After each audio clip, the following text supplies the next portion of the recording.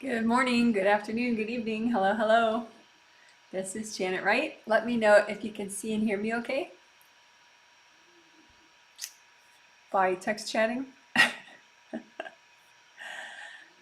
This is going to be a group energy healing, and anyone is welcome to watch, and you can heal yourself as you watch because for the most part, I will be talking out loud and explaining what I do as I do it.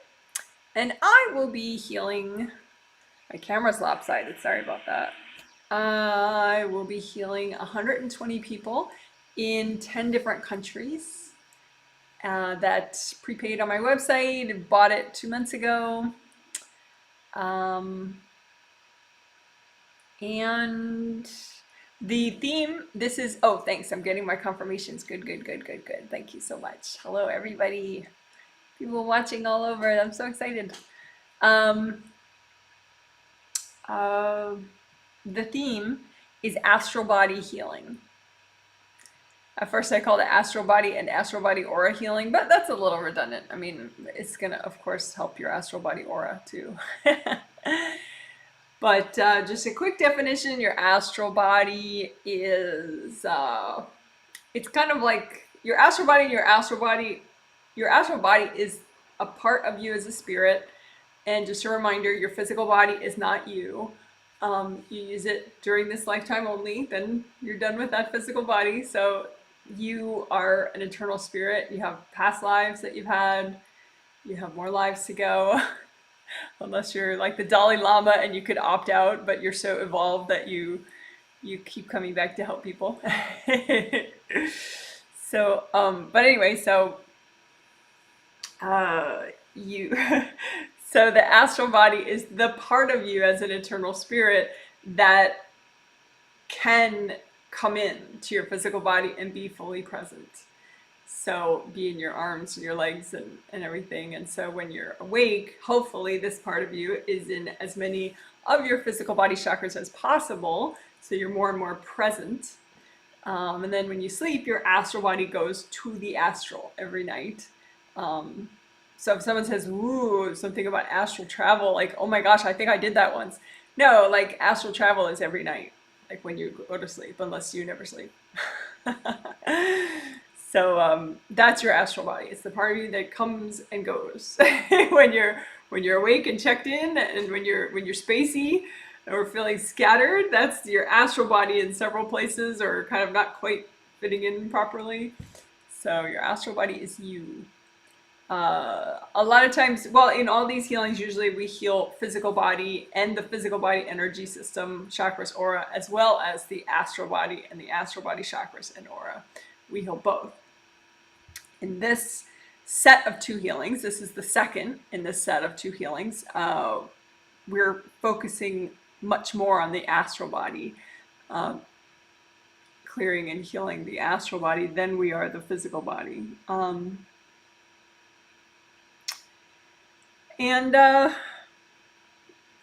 just because we can, and it's fun and it's geeky, energy healing geekiness, you can sometimes create bigger change that way. It's sort of like you got to do both, but we do a lot of physical body energy healing stuff. So it just was time to do some just for the astral body, and just really focus more and more on that. Sometimes sometimes blocks in your physical body are holding you back. Sometimes blocks in your astral body are holding you back. So that's why ultimately you need to work both. You can't just work one or the other in order to be fully present and make the most of your life.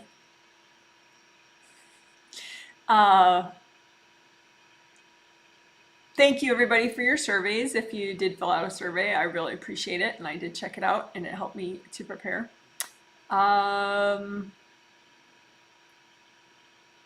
One person said they were surprised that they didn't feel more change, that they usually feel more change in the other healings than they did now. I think she meant like on an immediate level. And we are going to work today more on, I mean, a lot of people did feel a lot of change, but I want to talk about the whole range of people. What we're going to work on today, I think, will help liberate some people's astral bodies so that they can make bigger positive shifts. I noticed that family energy was holding people back. Energy, which I typically call family burdens. Um, it's just a term, but what I mean by it is energy blocks or restrictive devices or chunks of energy that you took on from typically from one of your parents. And a lot of times, sometimes it's just you, like say if you have multiple siblings, it's maybe sometimes only you took on that burden from that parent. But a lot of times your siblings took on that burden as well, which sometimes is why siblings kind of drive each other nuts, because it's like, it's all subconscious, but when you're around them, you feel those burdens that you took on more. So being around your siblings or communicating with your siblings can feel more oppressive just because they took on the same junk you took on. And so all your junk gets triggered just talking to them or thinking about them or being around them. So, so we did work family burdens a little bit last September 2020, in a family boundaries group healing set, triplet set probably.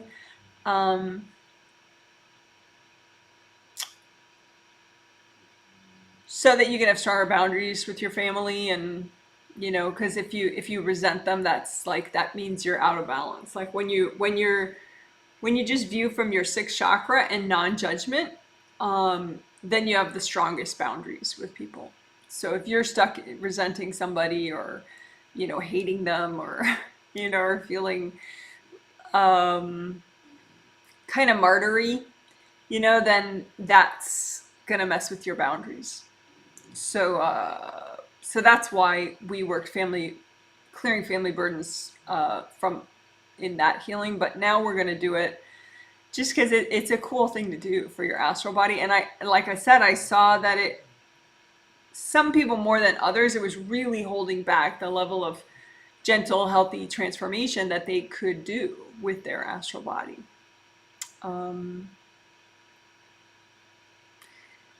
So that should be really interesting and hopefully very helpful. Some things that we did 2 days ago in the first healing, it just looked like people needed it more, like, oh, wow, that really helped, but let's do it again. In particular, the hard crust around the outside of the astral body. Say this is your astral body, so it would be just energy, but I have to show it to you with some physical object. So you kind of imagine this is your astral body. You can have a hard crust around your astral body that's just like all around, and it's just it holds you back, keeps your astral body from being more flowing and more just open to change, and you're able to move forward in your life faster and stuff like that. So a lot of people I saw, maybe the first healing, say if their hard crust was like at 80%, and then after that first healing, then it's at 40%. So we may as well do it again to get that hard crust much thinner or gone, because it did seem like that was one of those limiting things, kind of like the family burdens in a way, where it just holds back the whole astral body and your whole energy system if you have a hard restrictive crust all over the place. Crust of blocked energy. So those two things we'll do. Melting hard crust is so easy. Family burdens is it's simple enough but very fascinating. Magnetic alignment we'll play with again. We did that 2 days ago and it was fun. I think hopefully we'll do it in a simpler, faster way. Chakra alignment and magnetic alignment of chakras.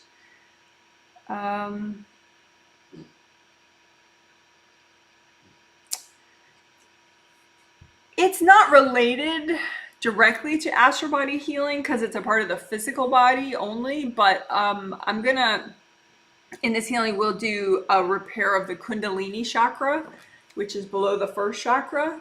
Sometimes when people have sleep issues, it's because their Kundalini Chakra keeps turning on at the wrong time.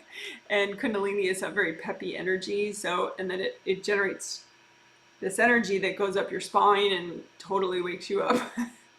So some people had damage to their Kundalini Chakra, so rather than a nice open cylinder with no, you know, they had some cracks or little pieces missing or something. So we're going to do repair of the Kundalini Chakra. Again, not, of course, part of the astral body, because you only have your Kundalini Chakra is below the first chakra, only on the physical body. It's a body energy, like a peppy body energy. So we'll definitely do that. But we'll see what else fits in. We'll see what the angels kind of nudge me towards in the moment. So catching up on the hellos, getting people from, hi from Chicago, yay. Hey Janet, we can see and hear you. Hi from Tokyo, that's adorable. Thank you so much for sharing locations. It's fun to learn about. People are watching from all over. Thanks for staying awake. But you don't have to. Only stay awake if you want to. Alrighty. What else?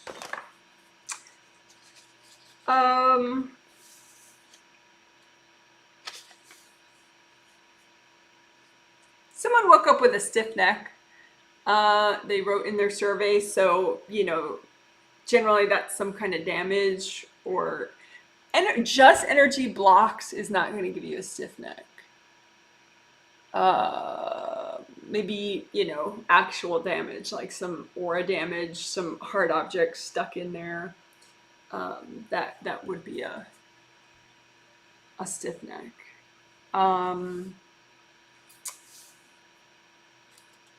Someone in their survey said,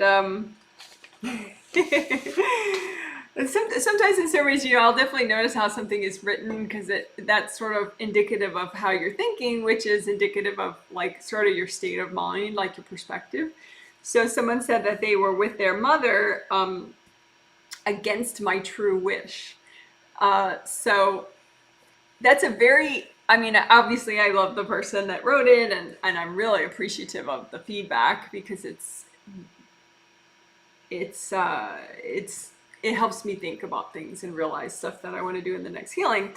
So in part, it helped me inspire me to do the family burden clearing from your astral body today. So it was very helpful. But anyway, if you think, okay, you're with your mother against your true wish, and that's how you're thinking about it, it's a very victim-y way to think about it. So, and the problem with having a victim-y way of thinking about something is you're kind of missing out on an opportunity to think about it in a way that helps your energy more. So it would help your energy more to realize that you're a grown woman or man, and that you're making a choice to be with your mother right now. You don't have to be. You could just disown her and never talk to her again. I mean, you literally have a choice. So you may feel like, well, that's not really a choice. I would never do that, blah, blah, blah, blah, blah. But you really do have that choice. I mean, I did. I don't have any interaction with my genetic family. I'm not saying that's right, like for everybody, you know, it's just, in some cases, that's the only healthy thing that you can do. And so you clear the karma with those family members, you know, you clear the agreements, you clear the karma, you know, just on a spirit level, and off you go. So if you're choosing to be with genetic family members, it's because you are choosing it. And owning that this is my choice, you know, just within yourself, that gets you back into an adult headspace, and it gets you more likely to be viewing it from your 6th and your 7th, where you're owning your decision, you're owning your choice, you're seeing your options, and you are recognizing that, well, if I weigh all the pluses and minuses, this is my decision. you know, versus like a stuck heart chakra perspective where you're like, oh, this is against my will, blah. You know, you're going to have much crappier boundaries and much crappier everything if that's how you're, you know, that's your perspective. So try to, you know, touch your sixth chakra, view from your sixth, you know, remind yourself, I'm an adult. I have choices. I have options. I can clear karma. I am choosing my actions. I'm choosing my decisions. I have choice. You know, it can help you to just kind of click into your empowerment. And you may still, you know, have that car ride with your mother, but it's from a different headspace, which makes all the difference. Doesn't mean you guys are going to be BFFs, but it means that you may be way more present now because you're not stuck in this victim energy, and then that really conserves your energy and changes the interaction, your experience of the interaction with this person. So again, try to own your choices, people, because that's an adult thing to do. Right? Just remind yourself, I am choosing this. I have chosen this. I still choose it. This is my choice. I have free will. You know, don't bum yourself out needlessly by how you're thinking about something. Just, you know, breathe, view it from your sixth, touch your sixth chakra, take the elevator up, be an adult. I'm an adult, I have choices. Somebody in their survey, they were like, oh, you know, the day after the healing, I felt fantastic. And then I woke up and now I feel like the worst thing in the world. You know, I feel terrible right now. Well, okay, check if you got whacked, you know, because chances are if you felt fantastic yesterday and you feel like complete crap when you wake up this morning, you got whacked really hard or several times. Maybe like as you were waking up, maybe on the astral in your sleep, maybe like right before you went to bed. So you were so checked out by then you didn't really notice it. And so you just fell asleep. But if you feel considerably bad, I do want to know in your survey, but for your own benefit, as you write, I feel really bad. Like, oh, do I have a bunch of wax in my aura? You know, and then you can fix them up and then you don't have to feel really bad. So just a heads up on that.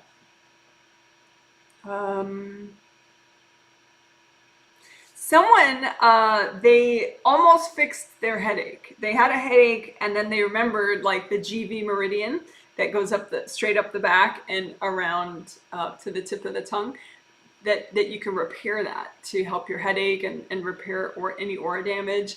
And so, because I had said a headache is not just, oh, someone's in your space. A headache is actual pretty significant damage to cause a headache. Same thing with sore throat. Somebody else, I have a sore throat. What could that be? Damage causes pain. Just blocked energy, yeah, you maybe are like less focused or something, you know, like something more subtle is blocked energy. But, you know, feeling significantly bad, sore throat, headache, those things are like things are ripped open. If that's happening, things are smashed. So she almost fully got rid of her headache. So what's the almost part? I mean, obviously she was very excited because she's like, wow, I almost fully got rid of it. It's so much better now. I still have a headache, but it's a lot less. So what happened? Well, the GV meridian, you know, it was split open. And so she healed a lot of it, but then there was like one or two little invasive beings just in the way. So she couldn't fully heal all of it. So that's why she still had a little bit of headache. So what fixes that? You know, if you can't see energy, you know, like, oh, I couldn't see that there were invasive beings in the way, Janet. Yeah, but we have all these techniques where you don't need to see anything. So vacuum boxes work without seeing. Sticky gold wax works without seeing. Asking your angels for help. You know, maybe they're like, all right, we'll do it this time. So you can ask your angels to clear away any invasive beings in the way of your healing work. But that would be why the headache almost fully goes away, is because, you know, there was this big long rip and you healed maybe 80% of it, but then the 20% is still damaged, and that's how you almost totally fixed your headache. So then you can do sticky gold wax or freeze anything that's stuck in there and give it to your angels, freeze it and give it to your angels, and then finish the repair. So then, you know, if you fully finish your repair and then you're You can have hard objects stuck in there too, you know, so sticky gold wax works for that too. And then you finish your repair and double check your aura. If your aura is all repaired, you repair your GB meridian, you probably won't have any more headache. I mean, maybe you also got chakra damage, but a lot of times it's just GB meridian damage. So once you fully repair it, and then the energy flow is like a nice 100% going up around here, then your headache's probably all gone completely. Okay.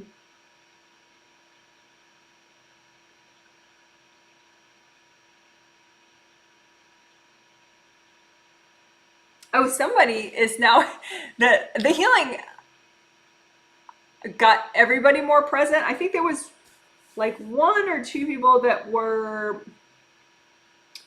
one person was spacey, but it's like an extra thing going on in their life, you know, like a long-term situation. So, but most people, they were much more present. Even some people that didn't feel a difference, like they were way more present than they were before, which I was like, wow, that's just amazing that you don't feel that, because they were a lot more present. But that's the beauty of these surveys, because it's important to know what people consciously experience, you know. So some people were way more present, but they're like, I feel the same.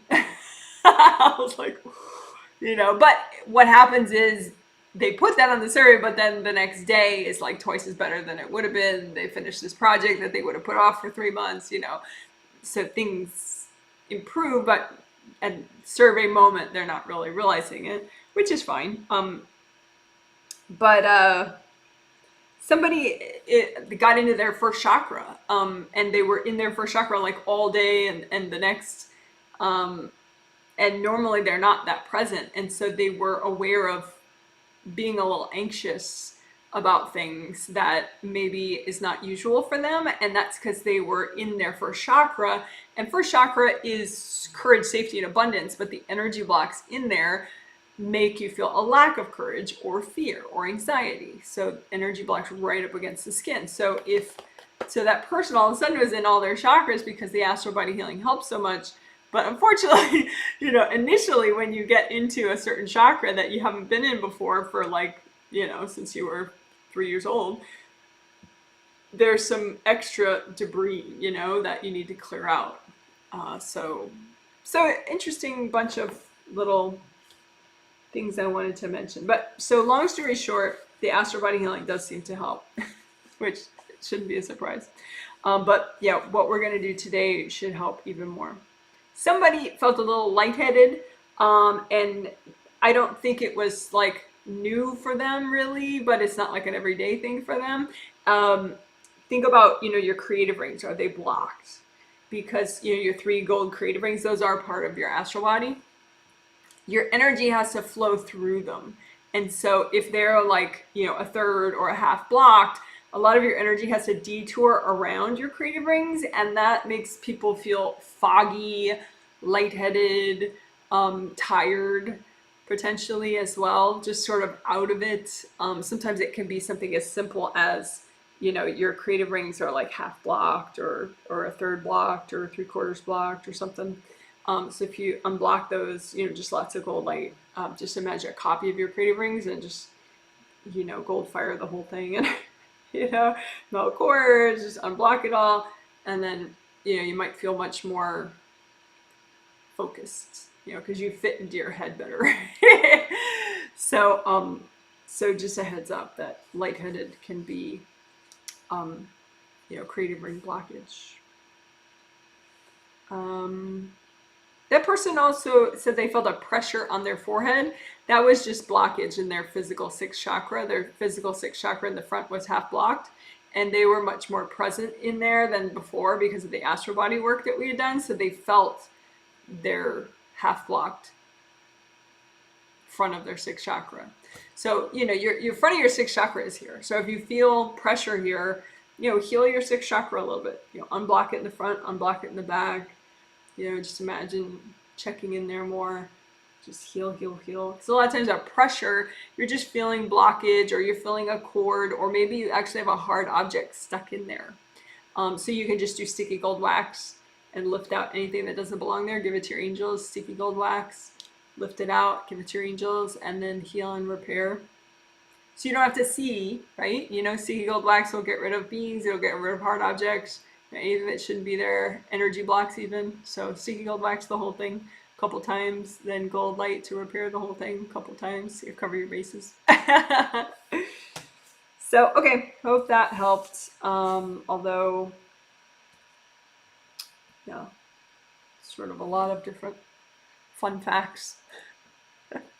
Survey inspired fun fact discussion. Okay, so now I'm going to be quiet for about 2 minutes and then we will start the healing. So you can just chill out during the silent, quiet time.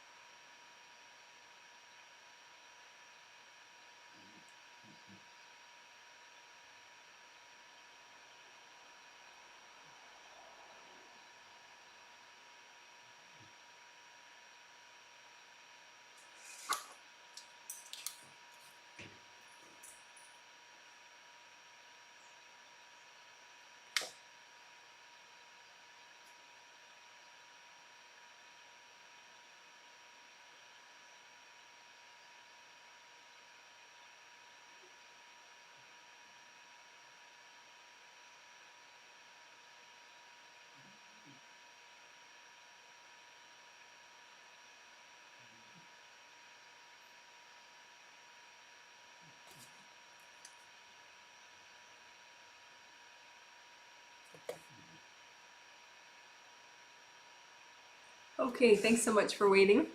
So, when you heal, I always say this, so sorry it's repetitive for the veterans, but make a copy of what you're healing out in front of you. So you don't have to see energy to do that. You create a copy with your intention or your thought, your imagination. So make a copy of your aura, Your body's inside your aura. Your astral body's inside your auras. You have a whole bunch of auras, actually. So just imagine your auras out in front of you, and you're grounding in your body, physical and astral body inside that. And you use your hands to heal. That is, I don't know, probably one of the most powerful ways to heal yourself. Your hands generate a lot of energy. Big hand chakra in the palm of each hand, as well as there's fingertip chakras, one in each fingertip. So chakras have round openings, so you just unblock the round openings so that you generate more and more energy with these chakras. And you set with your intention or your thought the color of the chakra to be a metallic gold color, like this glitter, just as an example. And when they're that color, that means that's the color they're generating, the color of energy they're generating. And metallic gold is a fast moving vibration, but not too fast, so it's very effective for healing, repairing, helping with flow. So comb through your aura and your grounding. Your grounding is your connection to the core of the earth. And just comb through everything and just see, just get a sense of like what's going on. Is there a lot of flow? Is there only a little flow? What's the sense that you get combing through your energy?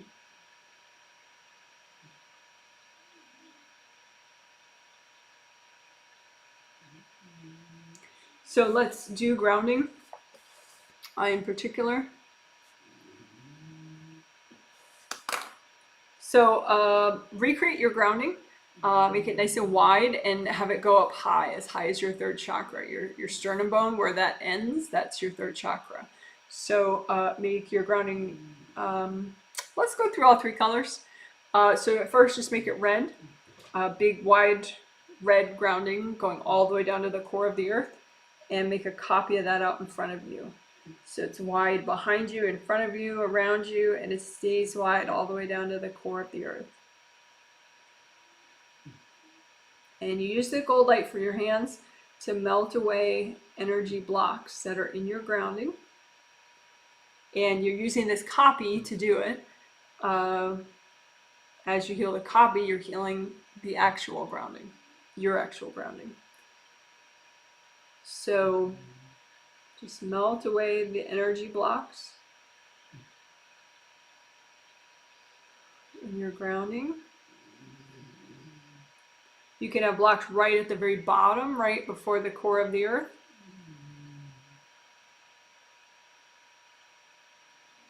And that slows down the overall downward flow, so you don't want any blocks anywhere in your grounding.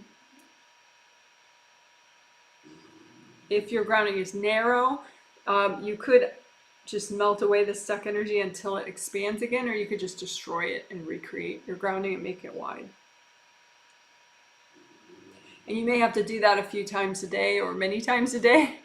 If your grounding gets narrow, it can get narrow in times of stress or when you're triggered.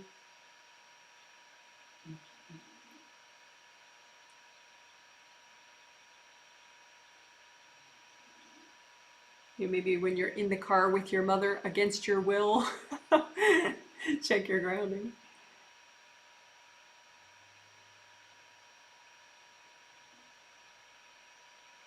All right.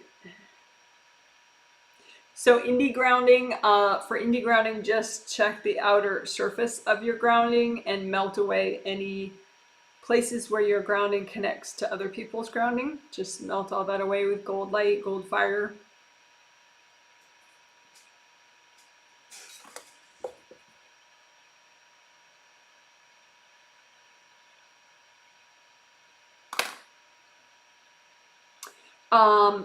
Let's do orange grounding. So just recreate your grounding, make it orange, all the way down to the core of the earth. Block also while your grounding is at orange. The point is sometimes you'll notice different things at different colors. Maybe a different color will make it more easy for you to clear energy. And it's just a different vibration, so you might want to shift to that color sometime during the day. So this is like a sort of a proactive way to clear stuff.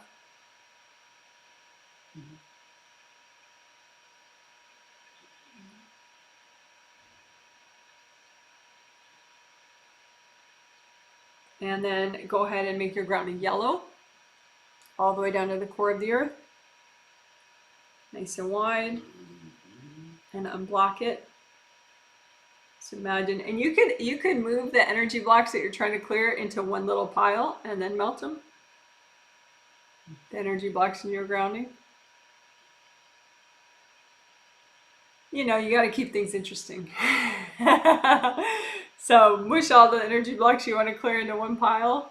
You could blow up that pile if you're healing yourself. You know, blow up your energy blocks that are in your grounding. Or you can melt them. And you can also just sort of gather up any junk that you're not able to clear out of your grounding and give it to your angels. Angels, here you go.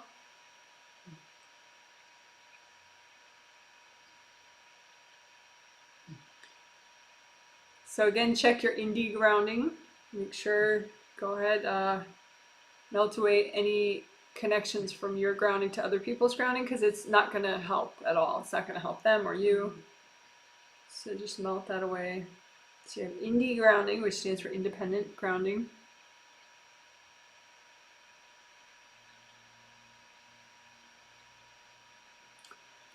All right, let's do vacuum boxes. We haven't done those in a while in a group healing. So, oh, you can switch your grounding back to whichever of those three colors you like the most, red, orange, or yellow. But yeah, vacuum boxes are quick and easy to make, and they are like little 3D boxes that you make. Temporary energy devices. They'll just be around for like less than a minute. But you make them, and you can make them really easily with your thought and intention. And when you make a whole bunch of them in different places, and you turn them on all at once with your remote control, and they start sucking up anything that's not you into the box. So invasive beings, other people's energy, and then once they're full, you have your angels recycle all the boxes and deal with the energy in them. So it's a nice way to do clearing. So go ahead and make a whole bunch of vacuum boxes in your grounding, in both groundings, in your physical body grounding, in your astral body grounding, basically beneath you. Just make a whole bunch of vacuum boxes. And then make vacuum boxes around the outside of your grounding. Make a bunch. And then make a bunch of vacuum boxes right up against your chakras, both in front and back, your major chakras along your spine. So basically make vacuum boxes in front of your spine, up top, above your head, and behind your spine, all the way up and down. And make vacuum boxes around the edge of all your auras, your 17 auras. Just make a whole bunch of vacuum boxes around the edges of all your auras.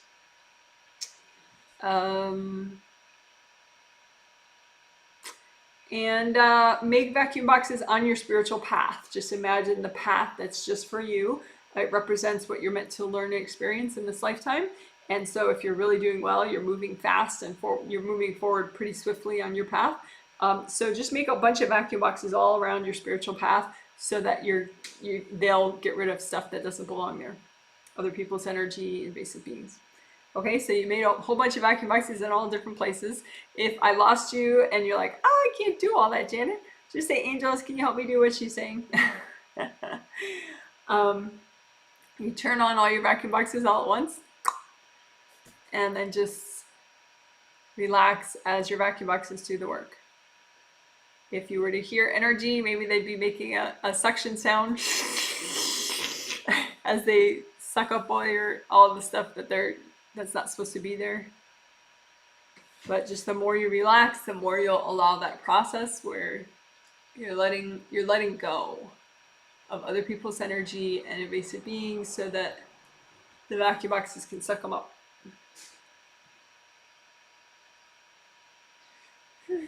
Deep breath.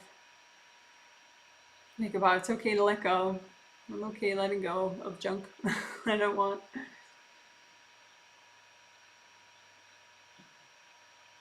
All right, and then your vacuum boxes would be full by now. So just ask your angels. Angels, can you please recycle my vacuum boxes?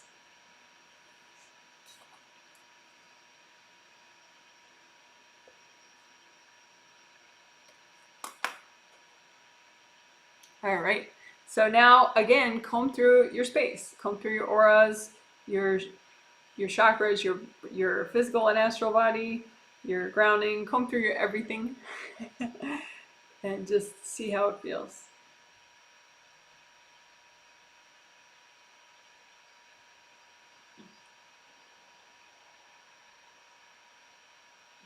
Do you notice any difference between, before when you comb through and now? You've been working your grounding and you also did vacuum boxes.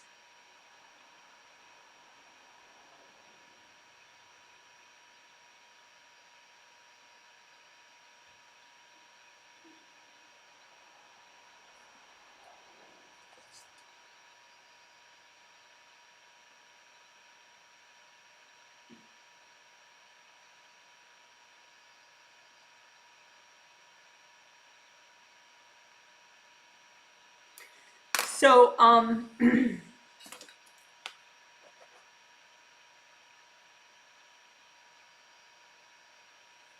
we'll do a quick-ish version of aura repair. First, we'll repair your 2 regular auras. Then we'll repair your 15 Wei Qi auras. And we'll use sticky gold wax to get rid of hard objects, and we'll repair a little extra so you have a nice energy seal around as many auras as possible, just to help make your aura strong. So for aura repair, the idea of aura repair is just that you can have damage. People can throw energy subconsciously or consciously at you. Usually subconsciously, they just get pissed and throw energy. But that can tear up your aura, and then you feel terrible. And you could feel drained. And you can feel that way until you fix it. So some people have aura damage, for years, and they don't get it fixed because they don't know. So anyway, we don't need to be that. So just imagine first your 2 regular auras, your regular physical body aura and your astral body aura, and just check for rips in there. And if you feel like you can't visually or intuitively check and see it, like, oh, there's one there, there's one there, there's one there, then just you could make a composite copy of the rips in your 2 regular auras. And just imagine it like it's one rip, but it's a composite copy. It represents all the rips in your 2 regular auras. And just so you're seeing one rip, this composite rip, and just go ahead and use gold fire, gold water, and you have to get really deep into the rip, as deep as possible, to clean it out well, so that it starts to grow back.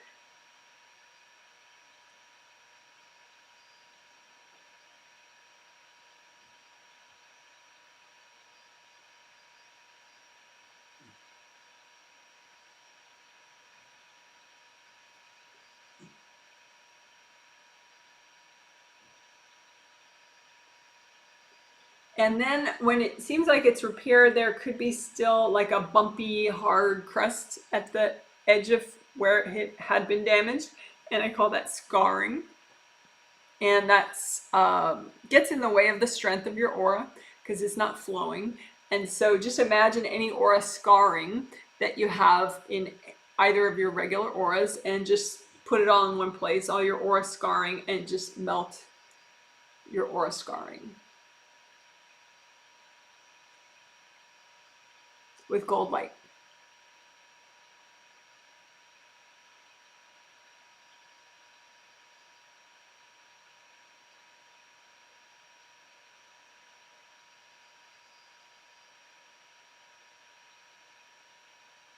Okay, so that's aura repair of your regular auras. And let's do aura repair for your 15 Wei Qi auras now too. So same way, you imagine your 15 Wei Qi auras, and those are a part of your spirit, you as a spirit. They help you to have strong energy boundaries. So if you feel like a certain part of your energy field gets damaged a lot, you tend to have sore throats, or you tend to get headaches, or you tend to have leg problems a lot of times, or tummy problems, stomach problems. A lot of times you have several of your Wei Qi auras damaged in that area, and so you don't have an adequately strong kind of force field keeping external energy away from damaging that area. So Wei Qi aura repair helps you on a physical level as well as just mental and spiritual level.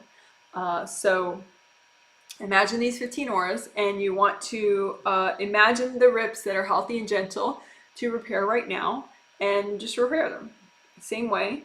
And if you don't like seeing, okay, there's some here, there's some here, there's some here, you could make a composite rip of all the rips that are healthy and gentle to repair right now in all your Wei Qi auras.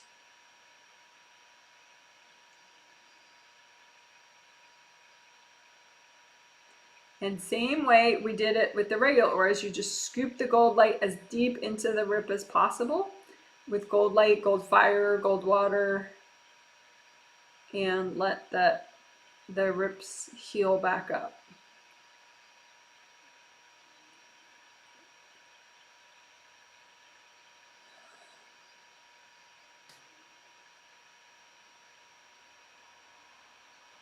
And I threw in that phrase healthy and gentle when we started doing the Wei Qi auras, because you could have so much damage in your Wei Qi auras that it's just too much to do it all at once. It would create too big of an energy shift for you or for your physical body. So just use the intention. You want to see and repair what's healthy and gentle to do right now. And then you can do more over time. More and more and more over time.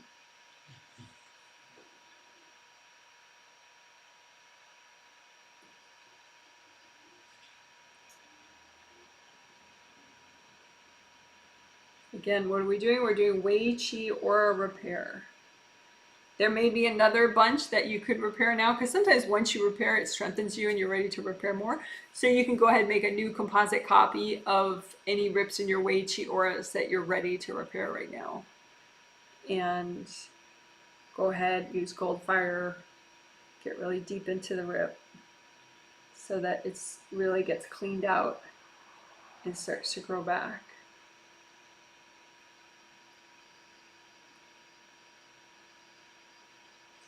And then where the damage was, even if it fully grows back, sometimes then there's scarring at the edge of the aura, so it's like bumpier and hard. And that doesn't make it strong, that makes it weaker. So you want to melt away the scarring.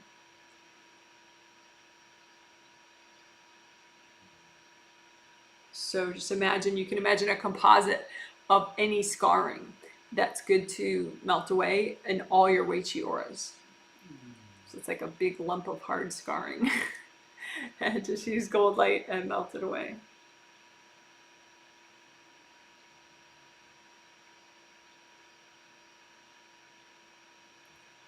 All right, so that was repair of your Wei Qi auras, your 15 Wei Qi auras. That's spelled W-E-I, and then a different word, C-H-I, Wei Qi.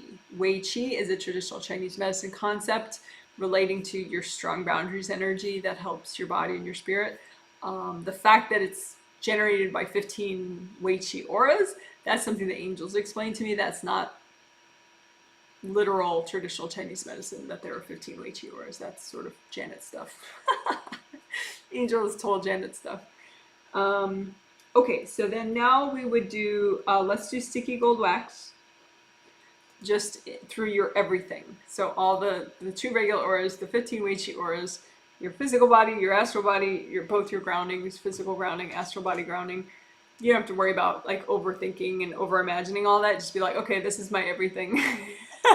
Make a copy of your everything out in front of you, and then just use sticky gold wax all the way through it. So what is sticky gold wax? Sticky gold wax is just gold light, but it hardens like a hard wax around anything that you should get rid of right now.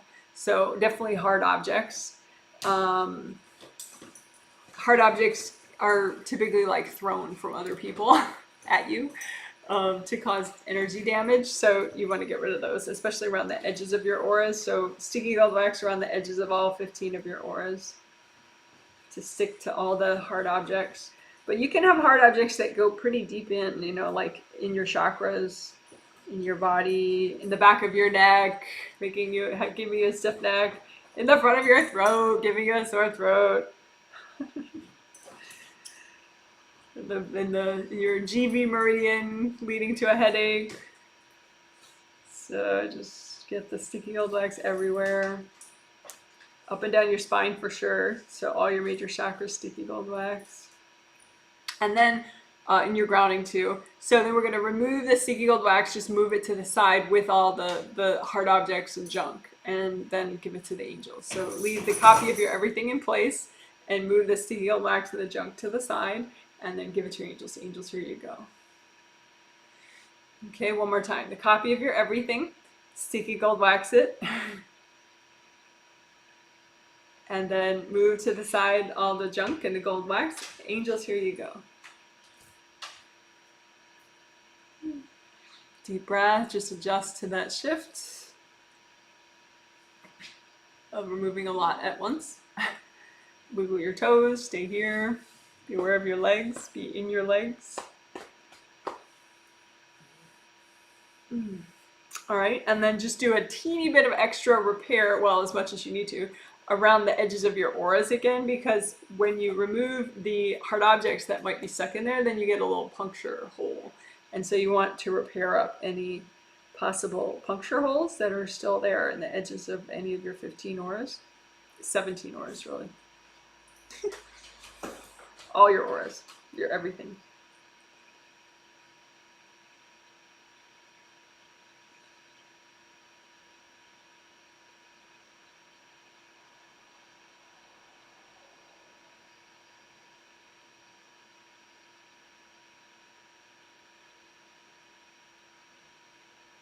Okay, cool. So that gives you an energy seal to do that extra little bit of repair, to remove the hard objects with the sticky gold wax and then do the extra repair. That gives you an energy seal, hopefully in the edge of potentially all 17 of your auras, but maybe a couple auras of your way 2 auras need more repair tomorrow or something. But so I say it gives you an energy seal in as many of your auras as possible. All right, cool. So that's sort of the deluxe version of aura repair. But if you're a newbie, just repairing your 2 auras in that quick way we did at first is very good. Again, this is an advanced level healing, so if you're a newbie, just wing it. You can do all of it, but you don't have to do all of it. You know, if you're a newbie, just do what you can, what you feel that you want to do. Alrighty. Oh, redo your gold buffer zones. Usually I forget to say that. There is a reference video. If you haven't seen it, you don't know what gold buffer zones are. It's an 18-minute video. It also teaches aura repair. So you search Janet Wright gold buffer zones to find it. And my hair is pink and it's purple and blue in that video, but it's me. Okay, let's do magnetic alignment. And to first, before we do magnetic alignment of your chakras, we'll do regular chakra alignment. So chakra alignment, it's simpler than it sounds. You just make things in a straight line. Your major chakras are along your spine. So, you know, they should be in a straight line, but they can get out of whack. So you have one that's like oriented this way and one that's slightly knocked to the side, or one that's slightly oriented differently, you know. But so subtle differences like that can make them, can make it harder for you, kind of like you're juggling, you know, rather than just like going through life in a more easy, streamlined kind of way. So to align your chakras, they all then work together better. The flow in one strengthens the flow in the other. Whereas if they're misaligned, they're kind of knocked out of skill, out of like they're oriented differently, or they're like physically slightly over to one side or the other, then they're kind of knocking each other out of whack. You know, it's like a car and it's not aligned right. Okay, so first we'll do regular chakra alignment. So I just explained what regular chakra alignment is, so now we're going to do it. So let's do separate physical 7 and astral 7 chakras. You can imagine copies out in front of you. Your chakras are open cylinders. I have a 3-video series I can link below later that explains chakras and all that, but for now we'll just wing it.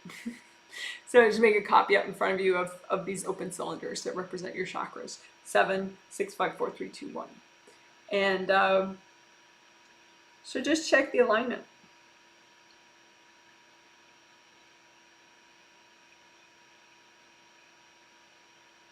And I'm going to do it much faster than I did on 2 days ago. Now, what makes the chakras misalign? It can be little invasive beings you sort of wrapped around or something.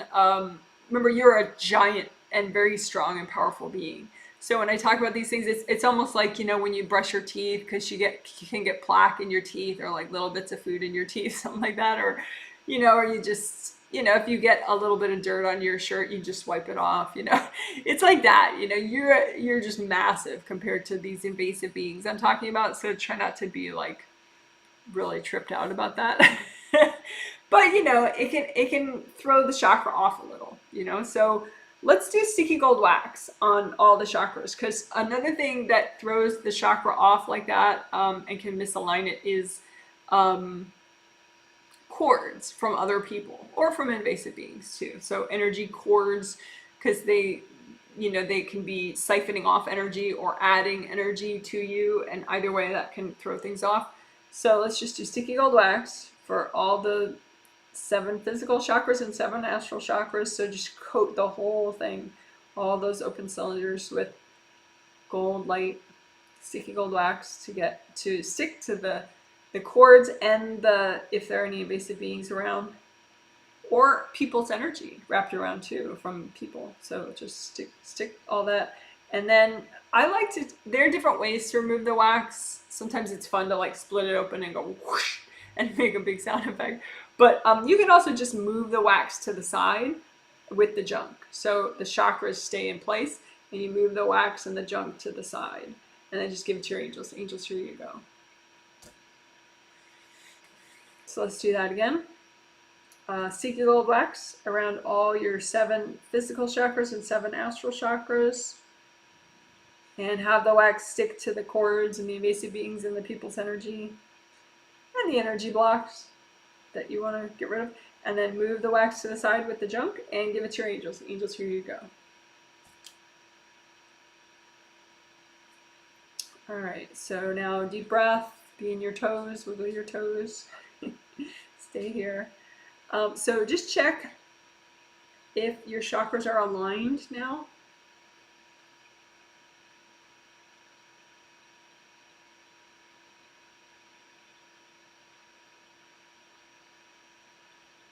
That might have fast-tracked your process for aligning your chakras. Doing the sticky gold wax.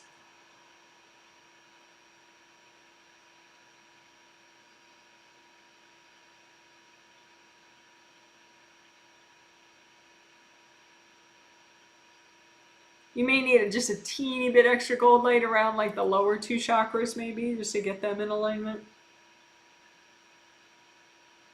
Okay, cool. So that's regular chakra alignment. And so then we will do the magnetic alignment of those same chakras.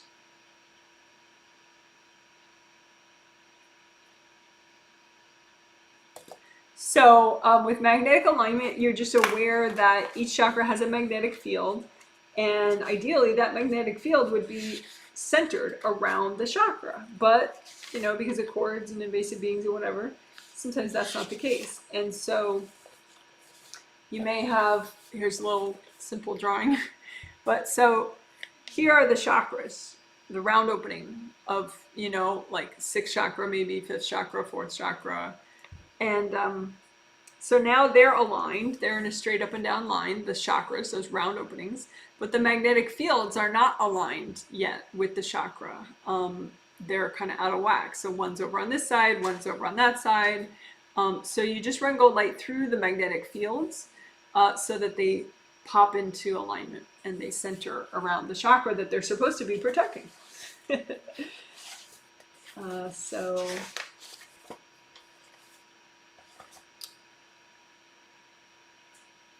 and if you notice, some are aligned, some are not. You could do sticky gold wax, or you could just do gold fire and melt away.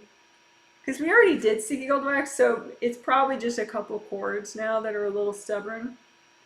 Energy cords, so that could sort of fast track this magnetic alignment process.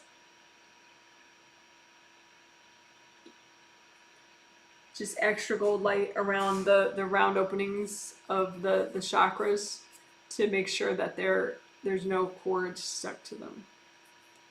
I just cover this because I don't like that it's white. Anyway, so extra gold light around the openings, melt all those cords, and then gold light through the magnetic fields.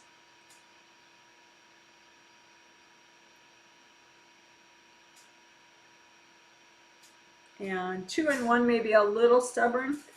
So again, more gold light, maybe sticky gold wax again. Maybe you have a couple little invasive beings you missed, or a couple extra energy blocks you missed.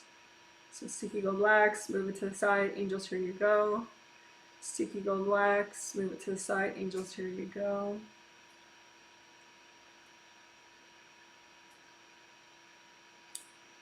All right, so that was a sped up version of magnetic alignment.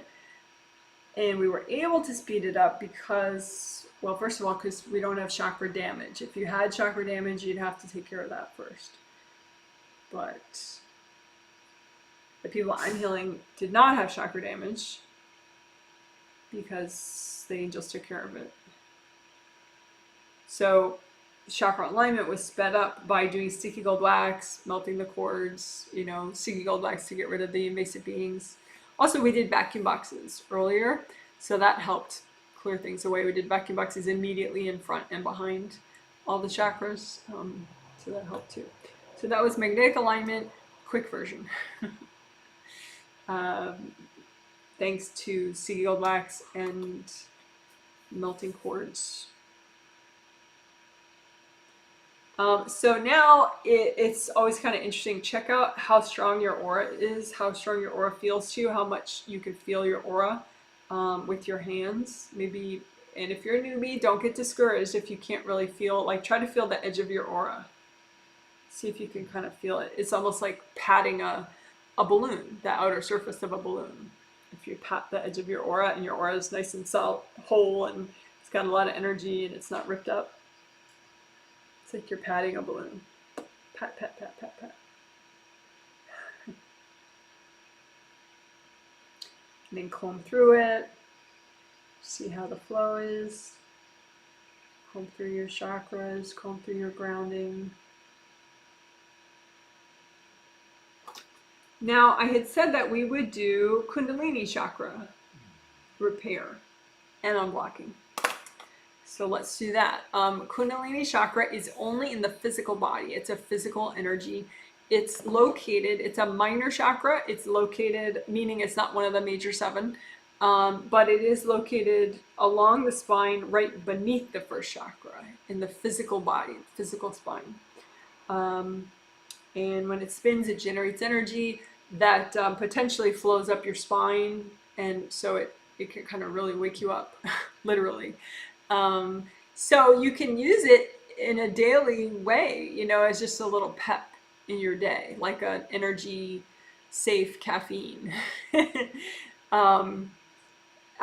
If you crank it up even more, it becomes like for kids, it can make them really loopy if they're running their Kundalini too strong. In adults, you know, past puberty, if Kundalini is really blasting, it can make them, you know, horny. So if you're horny when at a time that's really inconvenient for you, turn your Kundalini way down. And that's just by adjusting this chakra and getting it to spin less, less fast, and just calm it down. And you can get it to actually stop spinning just with your intention, so that you can go to sleep. Because you're not going to be able to sleep if it's on even low. And if it's on low, or low, it can be perceived by others not as a sexual energy if it's on low, but as like a charisma, a little bit of a inspiring energy. So it has many uses at the different levels. But if you're a parent, it's good to be aware of this in your kids, not as a sexual thing, but as a, they're not going to be able to calm down and go to bed at night if their Kundalini's blasting. So, as if your kids are young, you're able to energetically, maybe just ask their angels, can you please turn off their Kundalini? Or, if Kundalini is a big hard word to remember, you can say, angels, please calm my kids down, which is the same thing. Then they're going to calm this chakra down. But like kids at recess, if they're like really losing their marbles and screaming and yelling, their Kundalini's blasting. So anyway, okay, so that's explaining Kundalini. A long explanation. So now we'll do. So a chakra, has an open cylinder shape, pretty simple. So like there's the cylinder part, and then the round opening, and the round opening part, right? And the Kundalini chakra is oriented the same way as 1 through 6, which is this way. Energy goes in the front and out the back. So energy goes in the front and out the back of your Kundalini chakra, except for your Kundalini chakra goes out and like right up your spine. But anyway, so just imagine that open cylinder for your Kundalini chakra, and use gold light and just kind of check it out. You can make it a big copy or a tiny copy, whatever you feel like. But if you make it a big copy, it might help your perception. And just see, is it a nice smooth round opening, or does it have like little chips missing? So just go ahead, check out your Kundalini chakra. It may have cracks in the side, or gashes that don't belong there, or like hard objects stuck in it. So just check it out.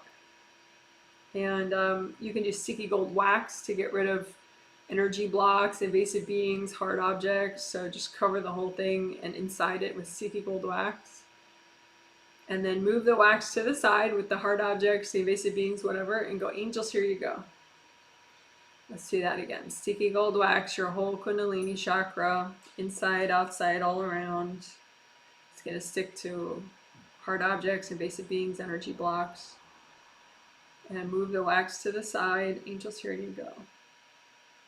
So without that junk in the way, it should be easier to more fully repair the chakra. So just gold light and wash out any cracks or any missing parts that have missing pieces.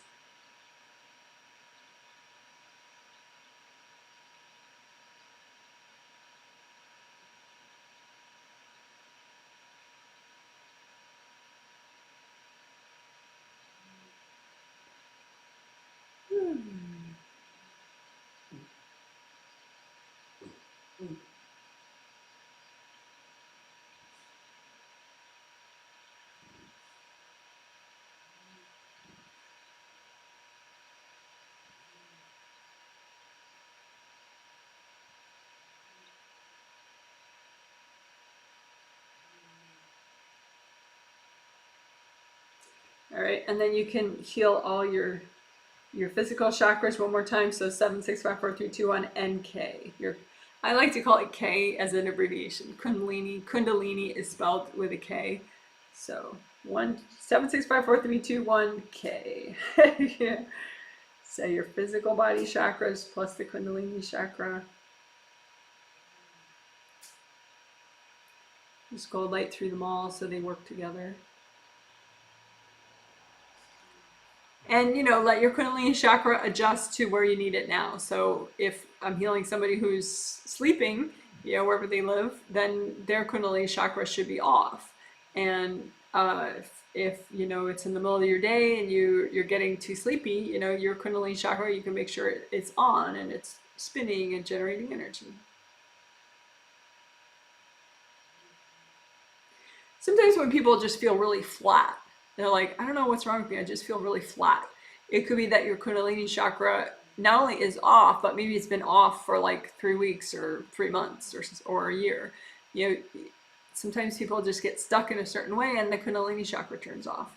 And you don't, it's not like night and day, so you only kind of realize it eventually, like, what's wrong with me in my life? You know, I've lost my little pep, my, you know, spark.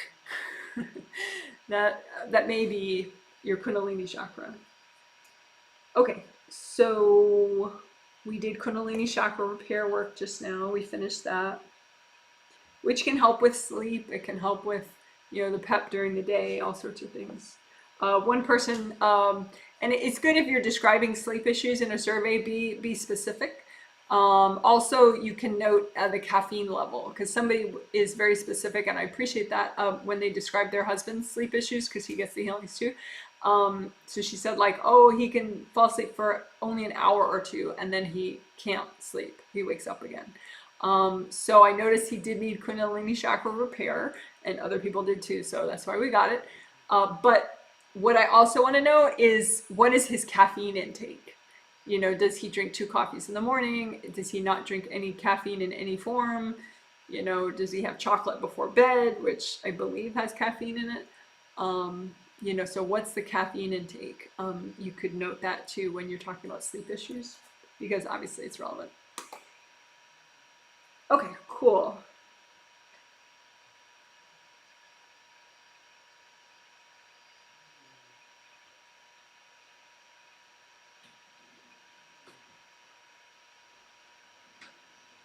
I'm just doing a little extra gold light up and down all the major chakras to help the chakra alignment and the magnetic alignment.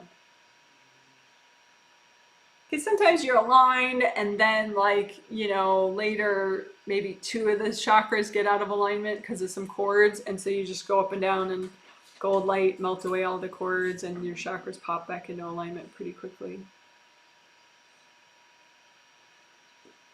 Okay.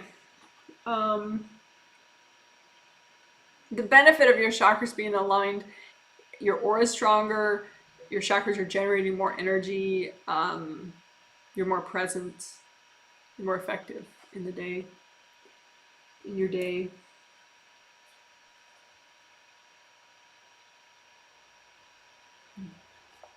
So now we'll do the Astral Body stuff that I was talking about in the intro.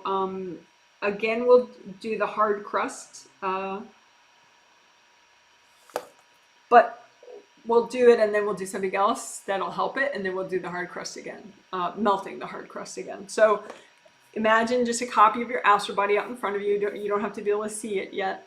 Just imagine a copy of your Astral Body out in front of you. And again, that is the part of you as an eternal spirit that can be present, that can come in when you wake up and come into your body, and, you know, so you feel checked in, you feel alert and here. That's your astral body, that part of you that can come in to your physical body.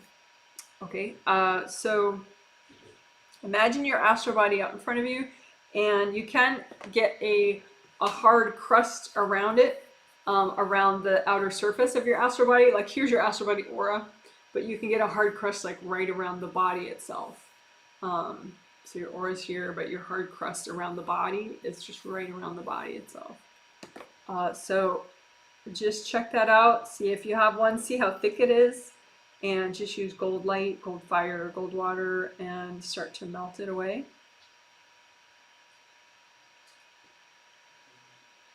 And as I mentioned in the intro, sometimes people had, you know, we could say they had like, I don't know, like 2 inches thick of hard crust, and then half, you know, then at the end of that healing they had 1 inch thick hard crust. So you could just, you know, maybe it's healthy and gentle to melt it halfway, maybe it's healthy and gentle to melt all of it. Just use your intuition.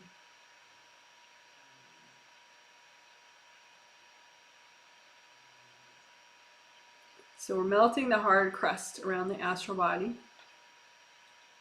And then we're not going to spend much time on that, because we're going to do something else that I think will help that as well. And that is, I talked about it in the intro, family burdens. Getting rid of family burdens, some, to the extent that's healthy and gentle. Family burdens from one or both of your parents. Typically, there'll be some that you get from one parent and different burdens you get from the other parent. And they got it from their dad or their mom, or, you know, it's like the collection of junk they took on from their parents. And a lot of times, some or all of that they also give to their kids, subconsciously on a spirit level. Oftentimes from the very start of the agreement, which would be at conception, is the start of the agreement between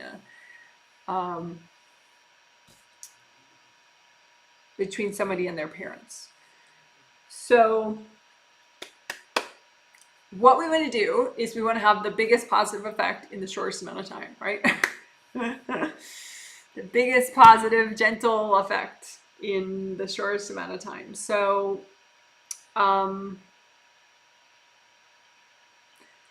everybody I'm working on right now is grounded enough, but since this is a walkthrough for later, I'm just going to have you double check your grounding. So big red or orange or yellow grounding. Your grounding is your connection to the core of the earth. Make it big and wide and flowing. And then comb through a copy of your grounding out in front of you.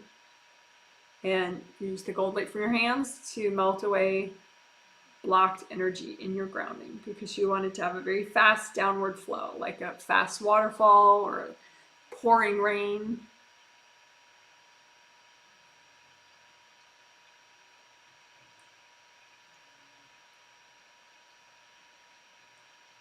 Okay, so that was just a little quick grounding.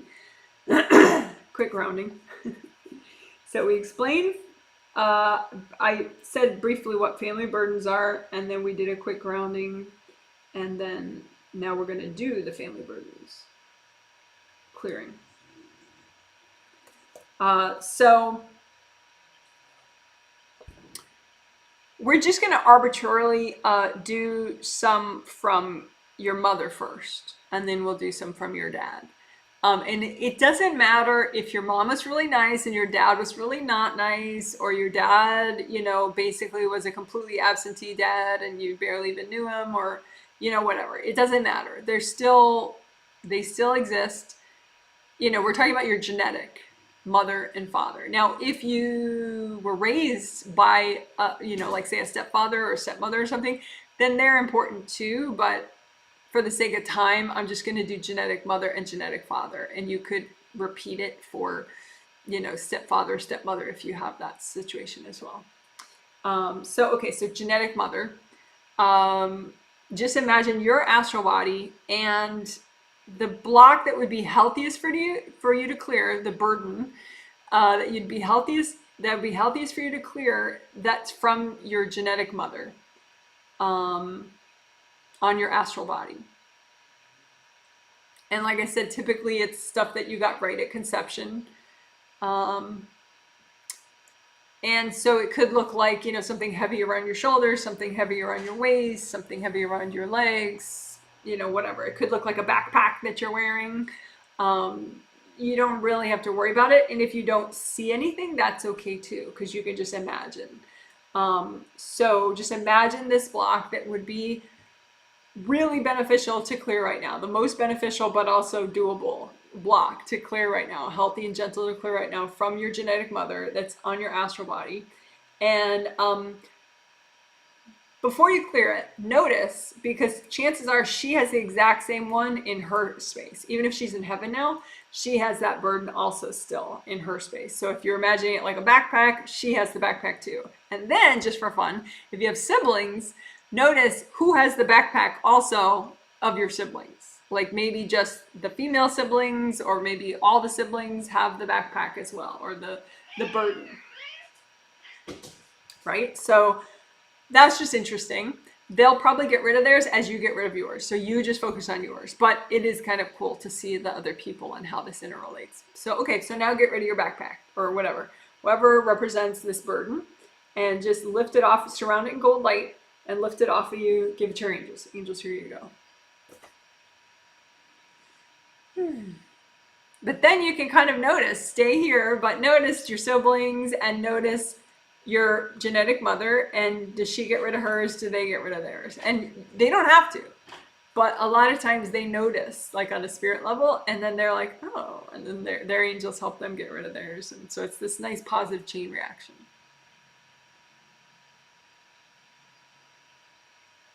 Okay, so let's do that one more time. Again, a burden, and check your grounding if that was too spacey for you. Just maybe do a one color earth energy soak, you know, so you have your, say, red grounding or orange or yellow grounding, and then just bring up the earth energy and soak in it all the way up. Soak your everything in earth energy of that color, red or orange or yellow, and just leave it up, okay? So let's do another one. Imagine your astral body out in front of you, a copy, and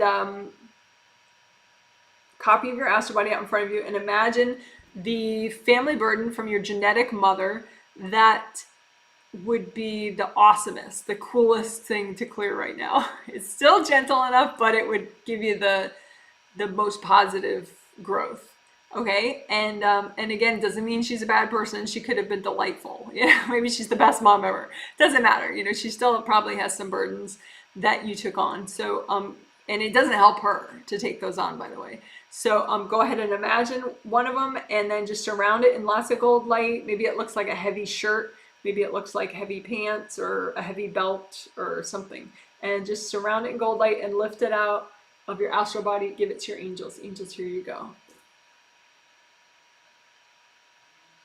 And again, just notice, did your mom still probably has a copy of that? So did she get rid of her copy now? Is she getting rid of her copy with her angels? You can say to her if you want, hey mom, you can get rid of yours, just ask your angels. And then watch your siblings. Do they also have that same heavy burden? And don't judge them. If one of them has it, one of them doesn't, don't get into a big thing about it. Like, oh, of course she wouldn't have it. You know, just watch from your sixth and notice if there's any positive, you know, chain reaction with other people. Okay, so for variety, we did 2 from the genetic mother, from your genetic mom. So we'll do 2 now from your dad, your genetic father. And again, he could be an awful human being. He could be the best person in the world.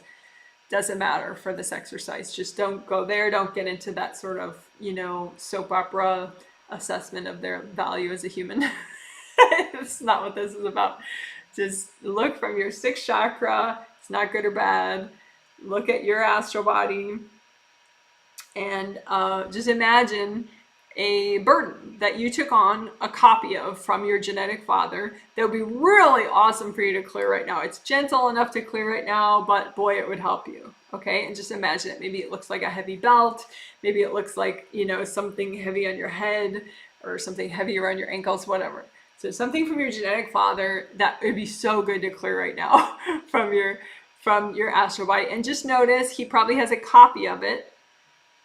And so you can notice if your genetic dad on a spirit level has a copy of that same thing. And then notice if you have siblings, which of your siblings, maybe all of them, maybe just the females or the males or something, or maybe just you, has this too.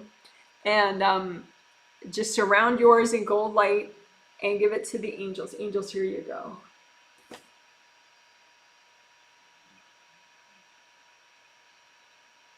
And just deep breathe, just relax. And you can notice, you know, now is your dad getting rid of his? Are your siblings getting rid of theirs? And again, stay in your 6th chakra. This is not like, oh, I don't like him, so I want his to keep his burden. No. You know, it's good karma if they do clear it. You helped inspire that, so it's good karma for you. So hopefully you can just, you know, watch it sort of like as a geeky fun, you know, and not get into your like or dislike of any of these people.